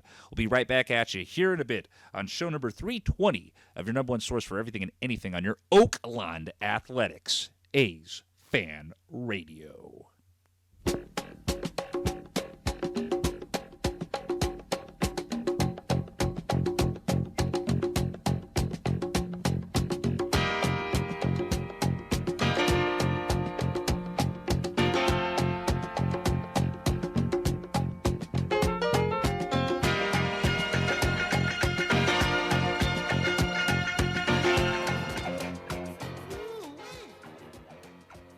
Welcome back, Oakland and beyond, wherever you may be tuning in from on this nice, warm, 80-plus degree day up here in the Eastmont Hills of the deep east of Oakland, California, as we get ready to kick off what historically, during the 19 years that this show has been around, what have we always referred to it as? Oh, yeah, that's right, our infamous X-rated second half of your number one source for everything and anything on your Oakland Athletics. If you're new or it's been a while, what do you mean by X-rated? Well, this is where normally in the past we always tried to save or hold our good old uses of obscenities and profanities. But in latter years, some of you have learned, of course, that, hey, that could happen at any point in the show. But for historical purposes, this is the infamous X-rated second half of A's Fan Radio. And welcome back, of course, to show number 320 of your number one source in everything and anything for your Oakland Athletics, the 320th edition of the show, since I got the blessing of show co-founder Chris Dobbins and Francis Brooks to bring the podcast out of a 4-year hiatus that went down from 2007 to 2011. A little afternoon A's Fan Radio hitting y'all upside the heads. It is, of course, the Legally 5150 Corporal Oaktown coming at you from Dub 6 Studios located in the Eastmont Hills of Oakland, California. Got Eastmont Mall off to my kind of rightish from where I'm sitting at in the studio / also my bedroom and what also happens to be my pad up in the Eastmont Hills that, of course, my wife and I share with a friend of ours that's a Navy vet, an Oakland resident, lifelong Oaklander, but somehow is a fan of the New York Yankees. Still trying to figure that one out, but hey, just happens sometimes, I guess. But yeah, not too far from Eastmont Mall. Can see that. Of course, I see the Coliseum every morning when I wake up and every night when I go to sleep. Good to actually decent view of the fireworks. You all have seen me post photos and pictures of that. You can, of course, check out one of those, the most recent video I think I put up on the AsFAnRadio Facebook page still is that video from July 4th of the 4th of July fireworks, plus what we like to call the Oakland Hoodworks Spectacular, where basically everyone in the Deep East and all of Oakland's pretty much shooting off their fireworks, or like I jokingly said, hoodworks is what we sometimes like to refer to them as.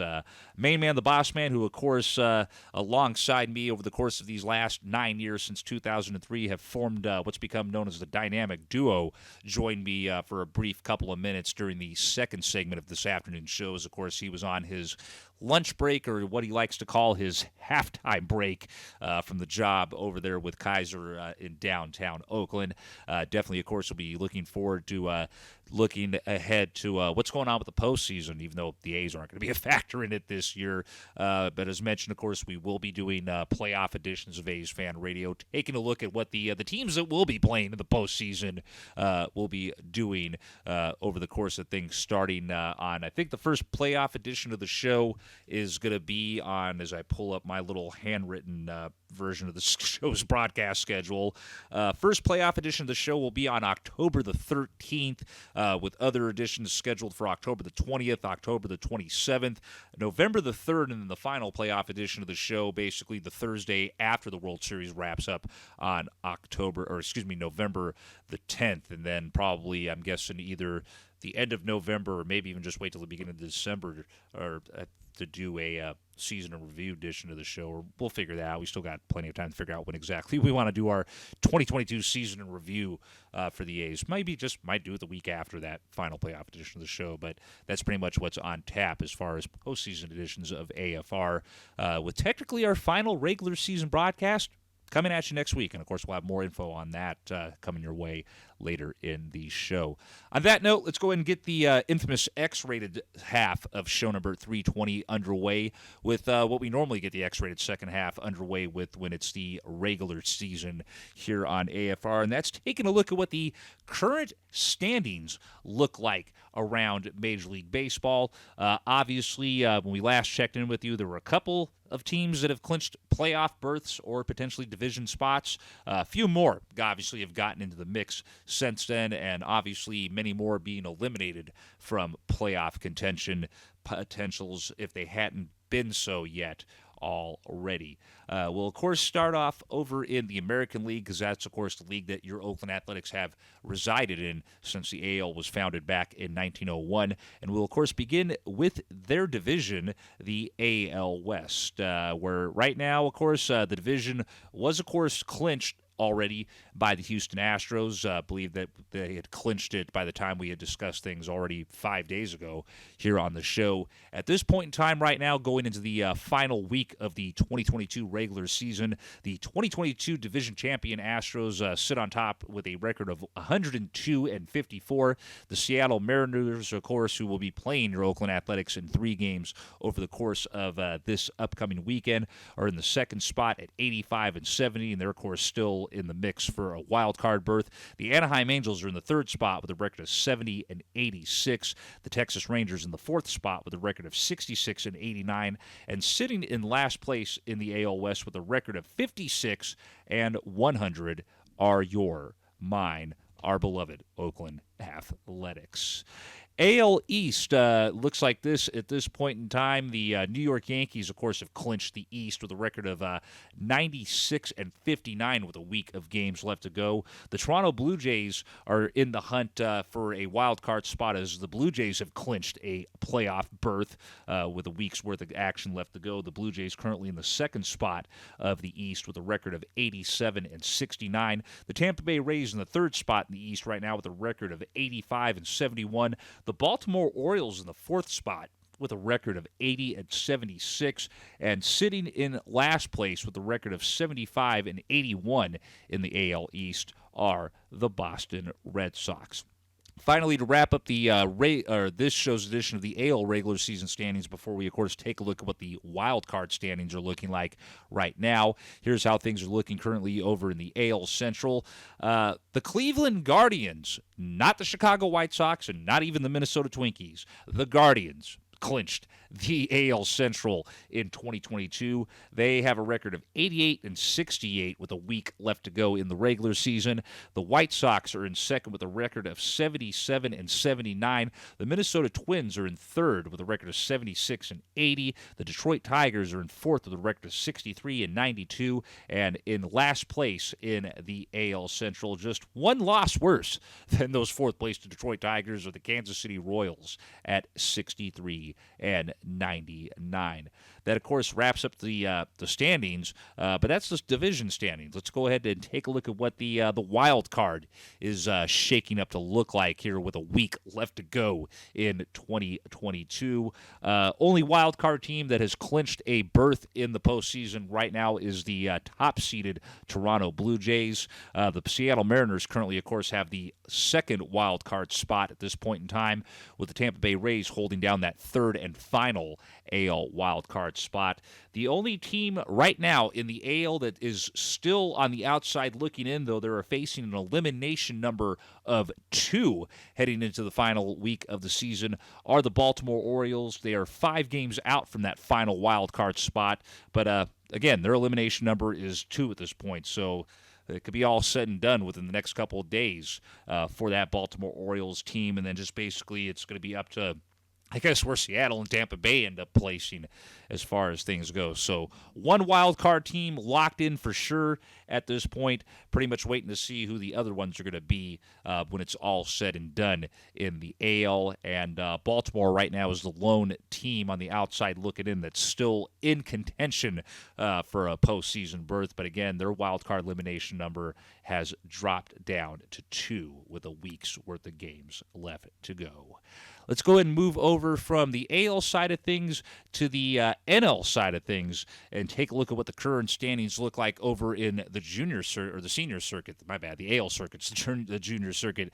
The senior circuit, that is, of course, the National League. We will start off over in the NL East, where both the Mets and the Braves, and I believe this was the case when we came at you 5 days ago on the 25th, have both clinched playoff spots. Just obviously with a week left to go, it's still going to be ultimately to be determined which one of those teams goes in as the division winner and which team goes in as a wild card representative. Right now, it is the New York Mets on top of the division with a record of 98-58. The Braves are 1 game back of the Mets right now, though, at 97-59. The Philadelphia Phillies in the third spot with a record of 84-72. The Miami Marlins are in fourth with a record of 65-91. And in fifth place, the final and last place spot in the NL East with a record of 54-102 are the Washington Nationals. Over in the NL Central, the St. Louis Cardinals have clinched the NL Central division. So after pretty much a year where early on the Brewers kind of looked like maybe they were the front runner and then the Cardinals jumped ahead of them, and basically the Brewers spent pretty much the remainder of that time chasing the Cardinals' tail, led to the Cardinals ultimately being the division winner when it was all said and done. Currently with a record of 90-66 with a week left to go in the season. The Brewers, of course, are in the second spot with a record of 83-73. They're 7 games back and have basically been eliminated from being able to make a run at the division. The only chance for the Brewers at this point would be through the wild card round. set of spots for them to be able to get to the postseason at all. After that, the rest of the NL Central pretty much lays out as follows as of now, with a week left of games to go. The Chicago Cubs are in the third spot in the NL Central with a record of 70 and 86. The Cincinnati Reds are in fourth with a record of 60 and 96. And the Pittsburgh Pirates are sitting at the bottom of the division with a record of 59 and 97. They're 3 games away from a 100-loss season. So, hey, you already got the A's with 100 losses, Washington with 100 losses. Crap, man, there's a potential that you could have a third team, maybe even a fourth team, depending on what's. You could end up with 4 teams this year with 100 losses, depending on what Cincinnati and Pittsburgh do the rest of the way out here in 2022. Finally, that brings us to the NL West, where, of course, the Dodgers have clinched the division and had clinched the division already prior to even our previous show. They have the best overall record in the NL and the best record in baseball, period. And, of course, the NL West crowned this season with a record of 108 and 42. The San Diego Padres in the second spot with a record of 86 and 70. The San Francisco, a.k.a. Suckfest Giants, who clearly overachieved last season at an even 500 of 78 and 78. Basically middle of the division right now for them. The Arizona Diamondbacks are in the fourth spot with a record of 72 and 84, and in the last place spot in the NL West at 65 and 91 are the Colorado Rockies. Obviously, of course, we did it for the AL side of things. Let's go ahead now and take a look at the NL side of things as far as what the wild card is looking like right now with a week left to go in the regular season.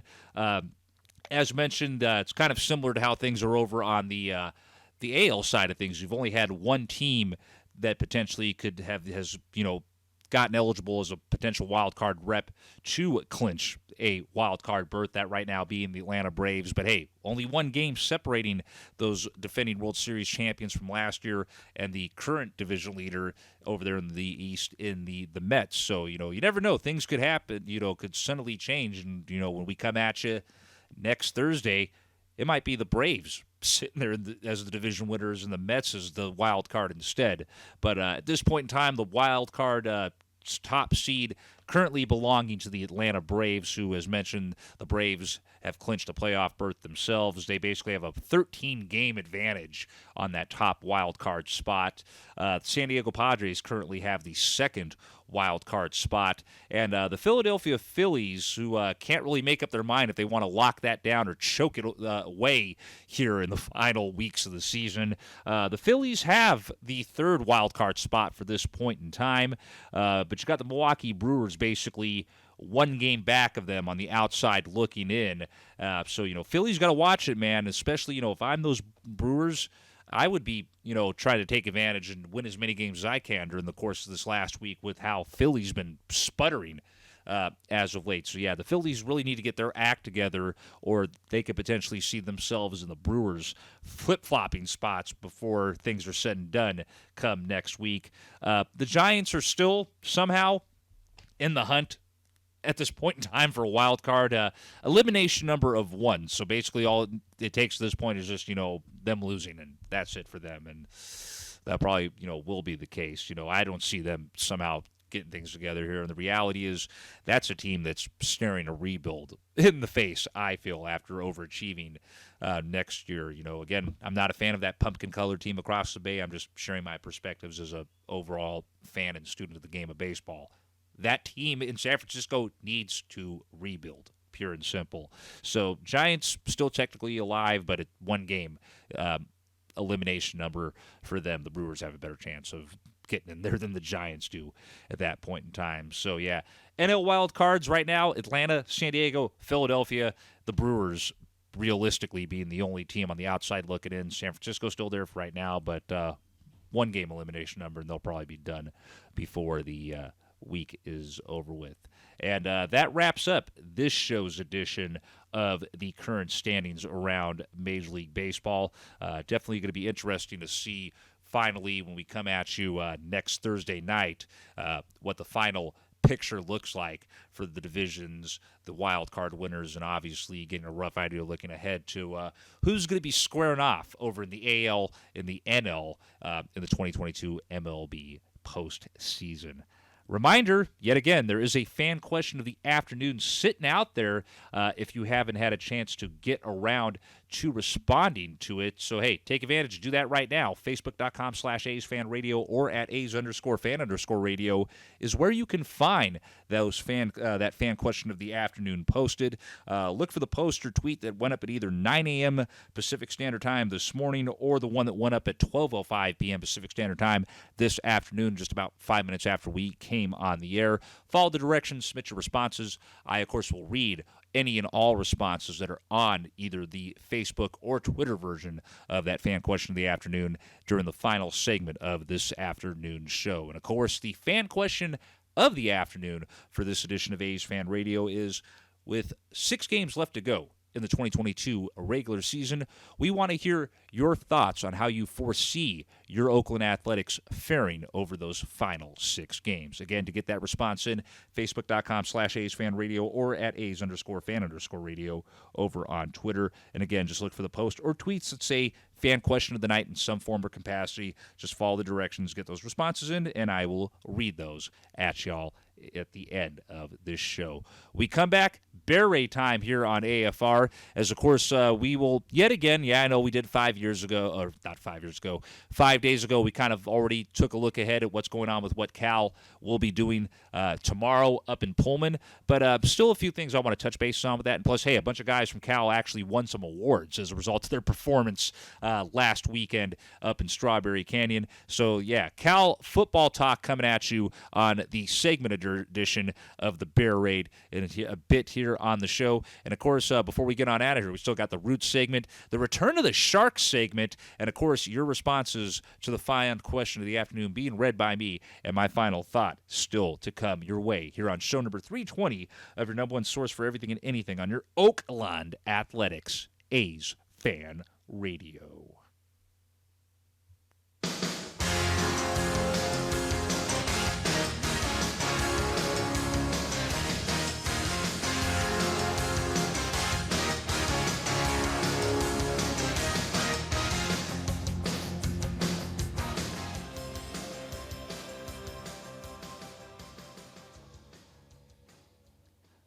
And welcome back, ladies and gentlemen, to your number one source for everything and anything on your Oakland Athletics. A's talk from the fans' point of view since 2003. And, of course, we're in what's become known on here as the infamous X-rated second half of AFR. Welcome back to show number 320 of A's Fan Radio. It is, of course, the legally 5150 Corporal Oaktown coming at you from Dub 6 Studios located in the Eastmont Hills of Oakland, California. Main man, the boss man, briefly joined me for a few moments during the second segment of this afternoon's show, which, of course, hey, means that for the most part, y'all been dealing with just me here on this broadcast. Of course, we checked in on what the A's have been up to, and, of course, them getting swept down in Anaheim 3 days ago, or over the course of the past 3 days, I should say. Stuff going on with Howard Terminal, as in what's been up to date with Howard Terminal, of course, at this point in time. And, of course, going further, as always, whatever updates and news, shenanigans, whatnot that happens with that, we, of course, will keep you up to date on that, either here on the show or on our social media pages. And, of course, if you don't see anything from us, you all know who to go to out there to get that intel from, and obviously who to not go to get that intel from. Just got done, of course, checking on the standings around Major League Baseball as they look at this point in time with just a week left to go, basically, in the regular season for Major League Baseball. 6 games, of course, left for your Oakland Athletics on that schedule. Of course, obviously, with 100 losses for the 15th time in franchise history and just the second time overall in the Oakland history of the franchise, your Oakland Athletics obviously will not be partaking in October baseball. But, of course, we here at the show just want to make sure to reiterate in case you've missed out on it, we will be doing postseason editions of A's Fan Radio following along the action and what goes on with the teams that will be partaking in the MLB 2022 postseason. On that note, as I get ready to cue up the Cal band and the Steve Miller band for its normal point in time here, it is time once again for a segment edition of the Bear Raid presented by Tightwad Hill. Of course, I pretty much already kind of previewed things with the game that's going to be going down tomorrow in Pullman between your California Golden Bears and the Washington State Cougars. But obviously, kind of wanted to touch bases on it again and just, give it also as well. Quick couple shout-outs to a bunch of individuals that, basically piled up the awards as a result of the performance that they had on the field during last Saturday's game. Of course, as we all know, freshman running back Jaden Ott picked up multiple honors over the course of things with that game that went down last weekend up in Strawberry Canyon. One of those, of course, being the going to go ahead and just make sure to pull it up here just so I got everything. He obviously set the freshman record for Cal football for running yards by a running back as he rushed for over 274 yards in the 49-31 win over the Arizona Wildcats. Other honors, he, of course, or the awards that he ultimately picked up as a result of that performance last Saturday up in Strawberry Canyon. He got the 24/7 Sports True Freshman of the Week Award, FWAA Freshman Focus Selection, Pac-12 Freshman of the Week, Pac-12 Offensive Player of the Week, and he was also the Rose Bowl game Pac-12 Player of the Week as well. So, man, hey, I was there. I saw that performance, not up close and personal because obviously I'm standing and watching things from that 99-year-old pile of dirt that used to be the dirt where the stadium is, but they excavated it out, piled it up behind the stadium, and that, of course, is what is now Tightwad Hill and has been Tightwad Hill for the last 99 years, going on soon to be 100 years. So, yeah, I was right there Saturday watching that performance by Jaden Ott. Just it's crazy, watching someone have a game like that and perform like that. And just nice to see that, especially during the 20 years I've been going up there. I've had the fortunate opportunity of getting a chance to see several running backs at UC Berkeley have performances like that and even have performances over multiple games in the course of a season. Obviously, right when I started going up there was just, prior to when Beast Mode, a.k.a. Marshawn Lynch, made his presence felt up there. You had Javid Best right after that, who was dominant and, was a great running back until, unfortunately, an injury kind of threw his career off track a little bit. Just a whole bunch of others that right now I can't name off the top of my head at the moment, but, definitely a decent amount of running backs that have had games like this over the course of multiple seasons that have ultimately gone on to put up quite similar, or at least, some very good productive numbers over in the NFL. So, this kid's a freshman, by the way. So, be really crazy. He keeps having games like this, man. This dude's going to be entering the NFL draft during his damn junior year. So, again, shout out to Jaden Ott. Hell of a performance. And congrats to getting all those multiple award honors, by the way, for your performance last Saturday over in Berkeley. Ben Coleman also getting an award. Coleman, of course, is a lineman on the offensive side of things for Cal football. He was named, of course, as the Pac-12 Offensive Lineman of the Week for his performance on the O-line in the win over Arizona. Congratulations to Ben, and congratulations to Jaden as well for their performances as well. And one other thing as well before we go ahead and touch bases on what's going to be going down, of course, tomorrow up in Pullman, Washington. You had redshirt senior Matthew Cedric named as a potential semifinalist for the Campbell Trophy. So it's going to be interesting to keep an eye on that. And nothing new, man. We're always used to seeing multiple Cal Bears being in the hunt for potential awards across college football. But, it's always, kind of a different thing to ultimately, see these guys get nominated and then ultimately see if they win it or they get, a little bit of West Coast bias thrown in their faces because of Cats following stuff on the East Coast or other teams on the West Coast that are considered to be more highly profiled than your Golden Bears. So shout out to Matthew for being named to that, and it'll be definitely interesting. Keep an eye on what happens with him, along with all the other California Golden Bears that are in the hunt for various awards or could be added to other award lists as the season goes on. One game, of course, coming your way that we will be recapping on next week's edition of A's Fan Radio. And, of course, obviously this will be recapped as well 2 days from now on Sunday, October the 2nd, when the standalone podcast version of the Bear Raid goes down. As, of course, the matchup tomorrow at Martin Stadium in Pullman, Washington, a 2:30 p.m. Pacific Standard Time kickoff. So another afternoon game for your California Golden Bears as they, of course, are on the road taking on the Washington State Cougars. And again, definitely be great if the offense can have another performance like what they had last weekend. You put up 49 points, try to do that week in and week out. You should be, get a W more often than not. But once again, I'm going to reiterate, just like I did 5 days ago when it came to talking about this, the defense has got to do a better job of stopping the offense from, basically being able to get back into the game. There was at one point where, Cal was up by 14 points in this game and just was never really able to put Arizona away, even though they scored 49 points. And, you got to watch that, man, playing some of these teams around the Pac-12 as the rest of the season goes on here because, hey, you're playing defense like you did against Arizona against, say, someone like a USC or an Oregon, they're going to score a hell lot more than 31 points on your ass. So, yeah, defense has definitely got to tighten it up this weekend when they're up there in Pullman. Offense, hey, if we can get a repeat performance of last week, get another 200-plus, maybe even see Jaden maybe go for that record of 311 by Javid maybe this weekend. That would be great to see that. Just, again, offense, if you can, put up similar numbers to what you did last week.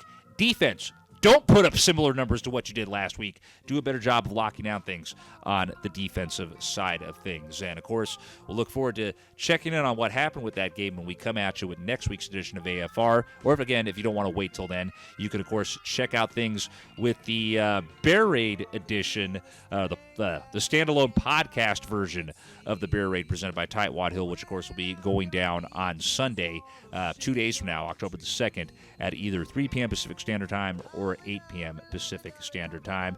And the Bear Raid, of course, either the podcast version or the segment version, which, of course, you're listening to right here, right now, here on A's Fan Radio. Both, of course, are brought to you by the greatest place on planet Earth to watch Cal football, or any level of football for that matter, for free since 1923. Of course, that being the world-famous Tightwad Hill. For more information, by the way, for those of you that have not had a chance to check it out yet and may want to, regardless if you're a Cal fan or not, that, is regardless if you just follow Cal football or if you follow multiple athletic programs that are a part of the Cal athletics department at UC Berkeley. You want to get and check out kind of similar to AFR, a fan's take of things on Cal athletics, then again, hey, check out our sister podcast, which, of course, is the Bear Raid presented by Tightwad Hill. For more information on that, be sure to visit facebook.com/TightwadHillOfficial. Follow things on Twitter at TightwadHill23. Of course, right now, until a Tightwad Hill website is back up and running again, stuff pertaining to the Bear Raid is currently on a temporary page on A's Fan Radio's website at AsFAnRadio.com/the Bear Raid presented by Tightwad Hill. Just like with AFR, live broadcasts of the Bear Raid, unless otherwise stated, come at you right here on the same channel where you're watching this show right now, twitch.tv/A's Fan Radio. And, of course, just like with past editions of A's Fan Radio, if you happen to miss out on a live edition of the Bear Raid, you can catch all past editions of the Bear Raid over on AFR's YouTube channel at youtube.com/C/A's Fan Radio. Final fan question reminder of the night coming your way right here, right now. So, last reminder, even though I probably will say something again before the Roots segment about it. Last chance, officially, to get in your responses to the fan question of the afternoon if you have not yet done so here in this afternoon, since it either went up, since the first post went up at either at 9 a.m. or since the follow-up one went up at 12:05 p.m. Either way, you haven't had a chance to do so yet, make your way over to either facebook.com/AsFanRadio or at A's_fan_radio over on Twitter. Look for the post or tweets that have fan question of the night listed in them. Follow the directions, submit your responses, and I, of course, will read those responses during the upcoming final segment of this afternoon's show. Fan question of the afternoon, once again, in this final reminder for y'all for show number 320, is with 6 games left to go in the 2022 MLB regular season, we want to know how you feel and foresee your Oakland Athletics faring during those final 6 games of the year. Again, to get those responses in, Facebook.com/AsFAnRadio or at As_fan_radio over on Twitter. Look for the poster tweets that say Fan Question Tonight. Follow what you need to do, submit your responses, and I, again, will read those during the upcoming final segment of the show, which will be coming your way after this final break that's about to smack you all upside the heads. We come back at you for that final segment of this afternoon's show. Roots Talk, Sharks Talk. Your responses to the fan question of the afternoon will be read. And, of course, my final thoughts of the afternoon before we get on out of here on our Twitch channel. We'll be right back at you here in a bit on show number 320 of your number one source for everything and anything on your Oakland Athletics. A's Fan Radio.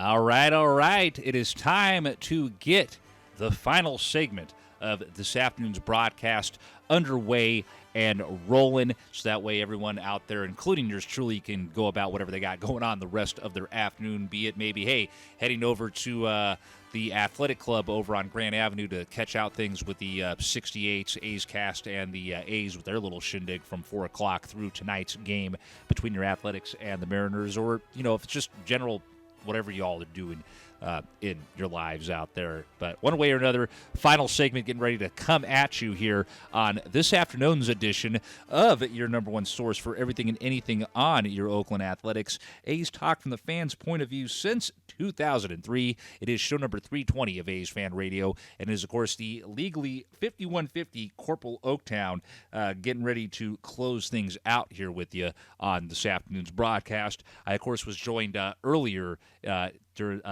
this afternoon on the show during the second segment of the first half of the broadcast, of course, by my longtime co-host of the last 9 years, who, of course, together we have become known as the dynamic duo, that, of course, being the main man, the boss man. 2 more sports teams to talk about before we wrap things up here on the show, so that gives you a little extra time to, of course, get in your responses to the fan question of the afternoon if you haven't had a chance to do so yet, which, again, you can find over on either Facebook.com/AsFanRadio or at As_fan_radio. Kind of similar to what we just did with the Bear Raid. We kind of already also, similarly with things here last week, or 5 days ago, I should say, on the show with the Oakland Roots segment, kind of already preview things with what was going on with this, but again, just a little additional details that I wanted to touch bases on with this, and also because of the fact as well that there have been some USL Championship games that have gone down in that time frame of those 5 days since we last came at you that obviously could have some implications on things in the standings, not just for the Oakland Roots, but for, teams jockeying for playoff positions, period, in the Western Conference of the USL, with, just a couple weeks left to go in their regular season before they get their playoffs underway over there in the USL Championship.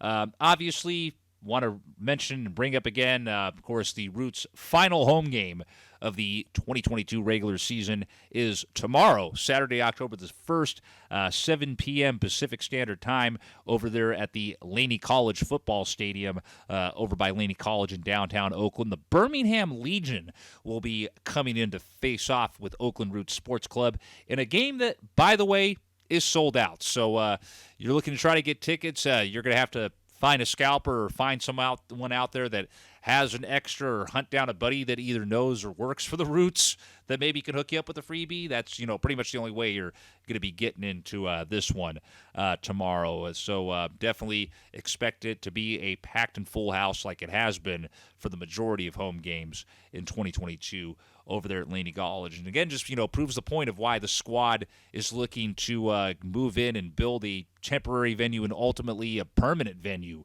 here in the city of Oakland. Obviously, we're still keeping our eyes and ears open and, tabs and whatnot for any sort of updates going on with things as far as the Roots looking into potentially doing a temporary stadium at the Malibu site. Once we hear something or hear anything that we can get cleared on, obviously to talk about, we'll continue to keep you all posted with that. But until that becomes reality, this is what you're going to have to deal with: is a stadium that only holds between 5,000-6,000 fans. Really nothing from Laney indicating any effort or wanting to expand it, even if temporary. But you never know, maybe that changes here in a couple of years, with maybe Laney wanting to try to get a little bit more of the pie perhaps before the Roots head off to go do what they do. That's not me trying to hate or talk smack, because unfortunately I'm a Laney College alumni, and I know all too well, better than anybody, how the upper echelons of things over there with that school and the Peralta district in general are corrupt, but yeah, you've heard me talk about that way too many times. But another sellout at Laney, and again, just a proving point of why the Roots need to get a bigger venue. But even with it only being, a spot that can hold 6,000, that crowd sounds like it's a hell lot more than 6,000.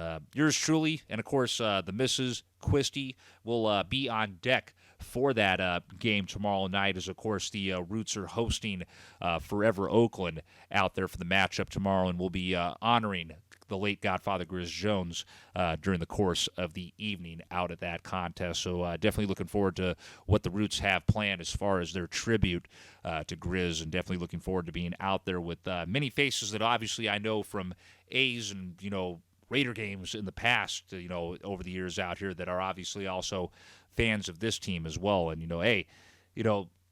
it's a brand, man, that's just continuing to have an effect on people in the city, and not just the city, around the Bay, the country, even the world, man. You got people on the other side of the planet that are ordering gear for this soccer club, man, just because of the way they carry themselves. So again, definitely looking forward to whoever's going to be out there tomorrow night. Again, sold out crowd tomorrow for the final home game of the 2022 USL Championship regular season for your Oakland Roots, as they will be hosting Birmingham Legion over at Laney College tomorrow night at 7 p.m. Pacific Standard Time. As mentioned, other main reason I wanted to go ahead and touch bases on things with a Roots segment on tonight's edition of the or this afternoon's edition of the show is because of obviously a few matchups that have happened in the last couple of days for other teams that are in the Western Conference of the USL Championship that obviously could have an effect on how things play out here, as far as hopes and chances for the Roots trying to make a run at the playoffs with basically 3 games left to go in their season and just a little over 2-3 weeks left to go overall for the USL Championship season. As mentioned before, basically the entire Eastern Conference playoff picture is already decided. It's the Western Conference that basically needs to get their act together here in the final weeks of the season. For a while now, it had only been 2 teams in the conference that had clinched spots. That's up to 3 now, as Colorado Springs Switchbacks join first place San Antonio FC and second place San Diego Loyal SC in clinching a playoff berth in the Western Conference. San Antonio in the top spot with a record of 22 wins, 5 losses, and 4 draws for a total of 70 points. San Diego Loyal, who of course is the second spot, has a record of 18-9-4 for a total of 58 points. The Switchbacks, who of course are now the third team in the Western Conference, clinch a playoff berth for this upcoming postseason, are again in the third spot with a record of 16 wins, 12 losses, and 4 draws for a total of 52 points. From fourth place down, they still need to basically figure out who else is going to be going in those final 4, 5, 6, basically those final 4 spots for the postseason in the Western Conference. Fourth place currently right now belongs to Sacramento Republic FC, who have 14 wins, 10 losses, and 7 draws for a total of 49 points. El Paso Locomotive FC is in the 5th position right now with a record of 12, 12, and 7 for 43 points. Tied with them in the 5th spot, but technically in the 6th spot right now is New Mexico United, who are 11, 9, and 10, and again, just like El Paso, have 43 points at this point in time. Currently, right now, the 7th and final spot for a playoff position in the Western Conference, if the season were to end right now, it would go to Rio Grande Valley, who currently holds that 7th and final position for a postseason berth with a record of 12 wins, 12 losses, and 6 draws for a total of 42 points. The outside looking in right now, you have a 3-way tie for points in the 8th spot right now between Las Vegas Lights FC, the expansion Monterey Bay FC, and, of course, your Oakland Roots SC. All 3 teams have played a total of 31 games up to this point in time. Las Vegas Lights right now, they're 11, 13, and 7 for 40 points. Monterey Bay is 12, 15, and 4 for 40 points. Your Oakland Roots, they're 9 and 9 as far as win and losses. Obviously, the big thing that's hurt them this season has been the drawing/tying team. Unfortunately, for the most part in 2022, they have 13 of those, by the way. But, of course, they are right now tied with Las Vegas Lights FC and Monterey Bay FC for that 8th spot with 40 points. So, basically, outside looking in, 3 games left to go for them, and probably roughly about the same amount of that for the other teams in the conference. Insiders give the Roots about a 26% chance of making it to the postseason. At least that's what it was when I last looked at that over on the USO website about a day or 2 ago. So about just a little over 20% chance is what folks are giving the Roots to make it to the postseason this year. And they can do it. I mean, obviously, big thing that would help that out is to win out these final 3 games of the year for them. Just, that way, because I just would love to see an Oakland team jump over a Las Vegas team. But I will say it's been real crazy watching that Monterey expansion team basically go from the bottom of the division, the bottom of the conference for the most of the season, and just slowly rise their way up. So, hey, shout out to that Monterey Bay squad for, forcing things and kind of somehow, some way being able to stay in the hunt of things during their first year in the USL. Rest of the way out, as far as other things going in the Western Conference right now, outside of that 3-way tie for 8th right now at this point in time, you have the LA Galaxy 2 in the 11th spot with a record of 10, 14, and 6 for 36 points. Tied with them for 11th right now is Phoenix Rising FC with a record of 10, 15, and 6 for a total of 36 points as well. Orange County SC, they're in 13th and basically 13th and last place in the Western Conference. They're the only team from the conference that's been eliminated from the postseason picture at this point in time with a record of 7, 13, and 11 for a total of 32 points. So that's how the playoff picture is pretty much looking right now. Going to be really interesting, of course, to see how that looks when we go in to check on that again next week on the show. Again, 3 games left. Really would definitely be helpful for your playoff chances for the Roots to win out those final 3 games. Of course, that including the sold-out home game tomorrow against Birmingham Legion. It's kind of crazy because I want to say out of these 3 games, 2 of them are against teams that are in the Eastern Conference and have, basically Birmingham's is in the Eastern Conference, and they're locked in for the postseason. So you're basically facing off against teams that aren't even in your conference and have already locked up playoff spots. But that actually gives you a good idea and good competition to gauge against to see if you have what it takes to run the gauntlet these last 3 games and maybe slip in, get that 7th and final postseason spot in a conference that just is outside of the top 3 teams, nobody wants to take a playoff spot, apparently. But, again, it could be interesting. 20 to 26% chance, according to insiders in the USL of the Roots making the postseason. Can they do it? I obviously feel they can. A lot of people out there feel they can. And I'm pretty damn sure that the players, personnel, and the front office for the Roots feel that they can. But again, we'll reiterate, just as myself and others out there have said, if for some reason 2022 ends with them not making the playoffs, hey, just continue what we are doing as fans and as the organization is doing to continue to build this Oakland Roots brand. And, going to be real interesting to see one way or another how what has been another exciting 2022 for this squad has been. Yeah, it's been up and down, way too many ties than, we're all, obviously wanted to see. But, hey, still staying relevant and, staying down to things in the thick of the wire. And obviously, given the fact of how our beloved baseball team has been as of late, you can't deny the fact, ladies and gentlemen, that when it comes to sports in the East Bay, the Oakland Roots are the hottest damn ticket in town. That's just pure and simple. It is what it is. So definitely, again, looking forward to whoever will be out there tomorrow. Obviously, if somehow, some way you can get a hold of a ticket for that sold-out match against Birmingham Legion tomorrow at Laney College, do what you have to. Don't go way the hell out of your way and, go broke to go to that game. But if you can somehow get a hold of a ticket to get into that sold-out contest, definitely take a chance to and go and check it out, and you won't regret it, especially if it's your first time going to an Oakland Roots game. You're going to have a blast regardless what that final score ends up being.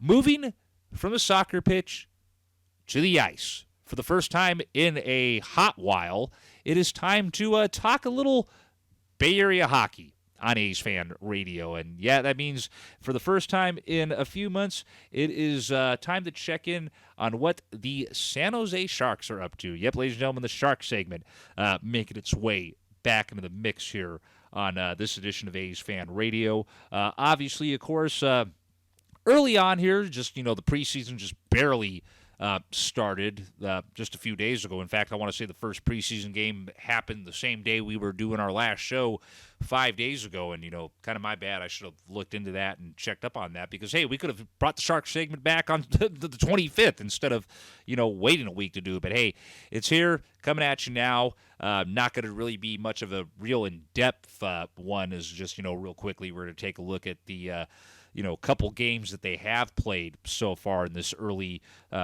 preseason portion of their schedule, as of course the 2022 regular season for the NHL will begin on. Trying to look at things right here. I believe it's supposed to start on the 7th. I guess I'm looking at here. We'll get more into that because they're supposed to be partaking in the Global Series over in the Czech Republic. But I remember hearing something about potentially visa issues with some of the guys, so who knows what's going to happen with that. We're going to have to wait and see on that. But yeah, regular season for them, it looks like, is slated to begin on October the 7th. But we'll get to that here in a bit. Let's take a look at, obviously, what has happened for them so far as early preseason NHL action. And just as I mentioned, their first preseason game, or their first exhibition game, well, that is technically preseason, of 2022 was on September the 25th, so same day that the last or most recent edition of AsFAnRadio came y'all's way. Exhibition game that was a home exhibition game against the LA Kings, though I don't remember if they actually played that game at the Tank, or they might have even played it where the arena, or that little small 5,000-seat arena that the Barracuda are using there now over in San Jose. But the Sharks winning their first exhibition game of the year against the LA Kings, winning in overtime, by the way, by the final of 3-2. They had an off day on Monday, September the 26th, before playing a home exhibition contest against the Anaheim Ducks, which they won as well, again, by 1 point. So, beat LA by 1 point, beat the Ducks by 1 point as well, except they did this in regulation instead of OT. Final in that one, the Sharks being victorious over the Ducks by the final of 5-4.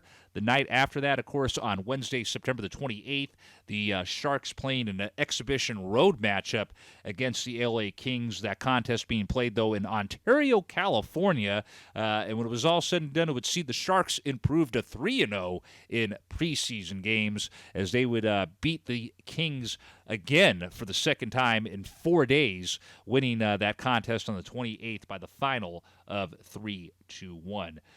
The Sharks have 2 preseason exhibition games on tap today. Split squad action going down for the Sharks. I didn't know they actually did that in hockey, but maybe they have, and just I don't remember it from the times we've previewed and recapped preseason hockey action here on the Sharks segment. So, yeah, the Sharks have 2 exhibition games going on today as one half of the San Jose Sharks will be heading down to Anaheim to battle it out with the Ducks in a 7 p.m. puck drop down there in Anaheim, California. The other half of the squad will be heading out to the desert for a 7 p.m. puck drop in Vegas against the hated Golden Knights. Let's go ahead and see what else they have on tap after that. As far as other preseason action, they have one more preseason game that's scheduled to go down on Tuesday, October the 4th. That's supposed to be an exhibition game over in Germany as part of the 2022 NHL Global Series. This is a contest that's supposed to go down at the Mercedes-Benz Arena in Berlin, Germany. But again, as mentioned, I remember hearing something or somebody put out there on social media that follows the show that is a fellow Sharks fan, something about visa issues. So it's going to be interesting to see what happens with that. So not going to, since I didn't get a chance to double check and clarify that, I'm not going to assume that nothing's going to happen with that. We're just going to go forward with assuming that these exhibition games and the Global Series matchups will happen.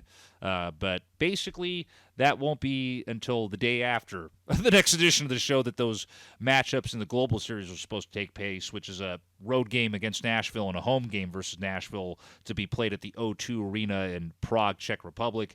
We'll obviously wait to see if we will be previewing those games or if something happens in that series of games doesn't happen. We'll update you on that when things go down on October the 6th, which is next Thursday. So, yeah, between now and then, 2 games tonight for the Sharks as one split squad goes to Anaheim, the other split squad, of course, going to Vegas. And then, according, of course, to the schedule, they are slated to play an exhibition game in Germany next Tuesday, October the 4th. And if that game obviously does end up going down, that game will be coming at us out. It's going to be on the NHL network and apparently on NBC. So, yeah, if you're in the mood for AM hockey next Tuesday, 11 a.m. is when you can watch the Sharks play in an exhibition game for the Mercedes-Benz Arena over in Berlin, Germany. And that, of course, wraps up the Sharks segment for this edition of the show. Obviously, no reason to take a look at standings for the Sharks right now because of the fact, hey, it's the it's preseason, and kind of really the only teams or sport we ever seem to take a look at things with preseason records were the A's and MLB when we do things on the show. So no point of doing that. It's probably going to be actually probably about another week or so, or probably about 2 weeks in is when we'll actually get, start doing segment recaps. Because again, from what I'm seeing here, their regular season is supposed to start next Saturday on the 7th. So, yeah, 2 more weeks before we actually start seeing standing looks for the Sharks in the Western Conference of the National Hockey League. On that note, you haven't had a chance to do so? Guess what? To quote Ballistic Bill, who I need to hit up at some point here soon and try to get him to call in or drop a recording for a show at some point.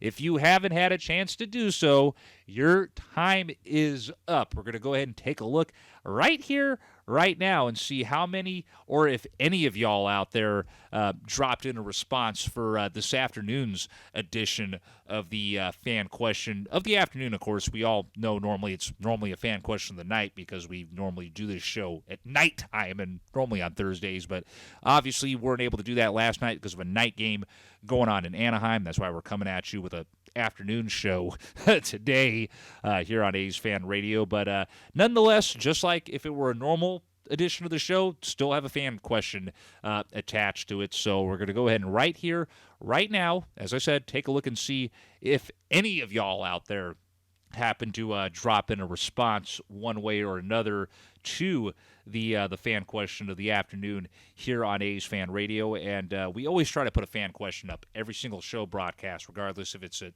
8 p.m. on Thursday, if it's an afternoon show like today, if it's a random-ass Sunday night show like it was 5 days ago, or, whenever we do it, we always try to make sure there's a fan question up, so that way you, the fans, can partake and hear your thoughts shared live on the air for everybody to throw up and listen to and all that. Fan question of the afternoon, of course, for this edition of A's Fan Radio was we wanted to hear from y'all. With 6 games left in the 2022 regular season, how do you foresee the Oakland Athletics faring during that stretch? And looks like, unfortunately, nobody responded to it. Hey, understandable, middle of the day. Some of y'all are probably out there busy working and doing stuff, or just the reality it is you're in agreement with me in that the A's are probably going to play like straight donkey ass those final 6 games. So we'll just assume that's everybody's answer. Straight donkey ass for the Oakland Athletics, their final 6 games of the regular season. Hey, is what it is. Not tripping, fully understandable since it's an afternoon show. But again, to reiterate, obviously more mainly so for those of you that are probably watching the recording of this, whenever y'all catch a live edition of the show, we're going to make sure, unless we say otherwise, that there will be a fan question of the night. Just to always assume every broadcast will have a fan question attached to it, which y'all, again, can respond to either on our Facebook page, facebook.com/AsFAnRadio, or over on our Twitter page at A's_fan_radio. Again, looks for those to always go up, shoot those responses in. That's the way y'all, the fans, and our listeners get to partake and be a part of our show broadcasts. As always, for the latest information pertaining to your number one source for everything and anything on your Oakland Athletics, be sure to check us out at AsFanRadio.com. Like us on Facebook at Facebook.com/AsFanRadio. Follow us on Twitter at A's_fan_radio. You, of course, can catch past editions of AFR and other content as well over on our YouTube channel at YouTube.com/C/AsFanRadio. And by the way, be sure to subscribe to our YouTube channel so that way you can get notified whenever any new content is put up there, regardless if it's a past edition of A's Fan Radio, past edition of the Bear Raid, or whatever the bloody hell we feel like throwing up there. As soon as it goes up, as long as you're subscribed, you'll get a notification of that. So definitely if you haven't had a chance to do so, be sure to subscribe to our YouTube channel. And of course, as always, all live broadcasts of A's Fan Radio go down on twitch.tv/A's Fan Radio. And be sure to give us a follow on that as well if you're not yet doing so on there. And that is, of course, where you can catch us for the next edition of AFR, which, of course, will be show number 321, which will be going down next Thursday night, October the 6th at 8 p.m. Pacific Standard Time, right here on good old twitch.tv/A's Fan Radio. On that note, hey, time for the Corporal's final thought of the afternoon. First off, want to go ahead and remind everybody, of course, that tomorrow is the first Saturday of the month, which means it is yet again time for the 66 Mob / Forever Oakland Inc. First Saturday of the month cleanup citywide in Oakland, California, where, of course, members of the group and others from around the city of Oakland, volunteers, city officials, residents, even people from outside of Oakland come in, volunteer, go to all the districts within the city of Oakland to pick up trash, feed unhoused citizens, and also feed unhoused pets that happen to be wandering the streets of Oakland. Of course, we do that every first Saturday of the month, unless, some sort of holidays coming up or something in regards to that. That, of course, will again be going down tomorrow from 9 a.m. to 12 at noon. And, of course, meet up for that begins at 9 a.m. over at 559 66th Avenue, a.k.a. Mob Alley in Oakland, California. And, of course, for further information on how also you can get involved and help out with either this event tomorrow or any of the future events that we do on the first Saturday of the month and all other future Forever Oakland events, be sure to contact Forever Oakland President Alfonso Guevara, a.k.a. DJ Mobskull.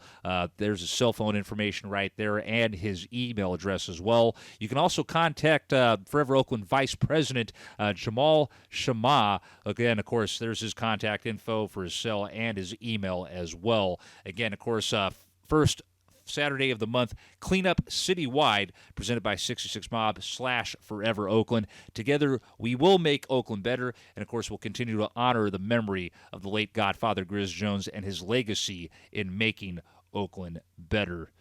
I'm not going to lie, y'all. Given the fact that, of course, many of you know what happened here in Oakland yesterday, shooting just outside of a school over on the 8200 block of, I believe it was Fontaine here in Oakland. Basically, that's, right up over the hill, and, some distance from where I'm at here at the studio, but just, come on, man, that's just too close for comfort, and just, again, proving that, really, after all of this stuff that's happened, we're still continuing to have shootings go down in and around schools in this country, regardless of what the issue is. Luckily, no children injured in this one. It was 6 adults that were, injured in basically a situation where, you have one individual report that there was up to potentially 5 gunmen in whatever this incident was that happened just over the hill a couple days ago. But just, again, man, we got to get this problem under control and do something about this whole situation. It's just, it's ridiculous that damn near every week and sometimes almost every day we're hearing something about another one of these incidents happening in and around a school somewhere in this country. Is it ever going to stop, or is this just destined to continue to happen forever and ever? Come on, people. We got to do a better job with that stuff and stop that from happening, so that way we're not having any more innocent bystanders hurt because of some, issue, gang rivalry. I don't care what the issue was yesterday. That should not have been happening, or a couple days ago, my bad. That incident should not have happened anywhere near there. Shouldn't happen at all, but most of all, it should not happen near a school. Come on. Let's get our heads out of our asses, ladies and gentlemen, and just fuck, man. We got to do better as humans, ladies and gentlemen. Got to do a better job. As always, ladies and gentlemen, on behalf of the boss man and the rest of the cast here at AsFAnRadio, I am the Legally 5150 Corporal Oaktown. Thank you all for tuning in this afternoon. Y'all take care and enjoy the rest of your Friday afternoon, and, of course, also the rest of your weekend.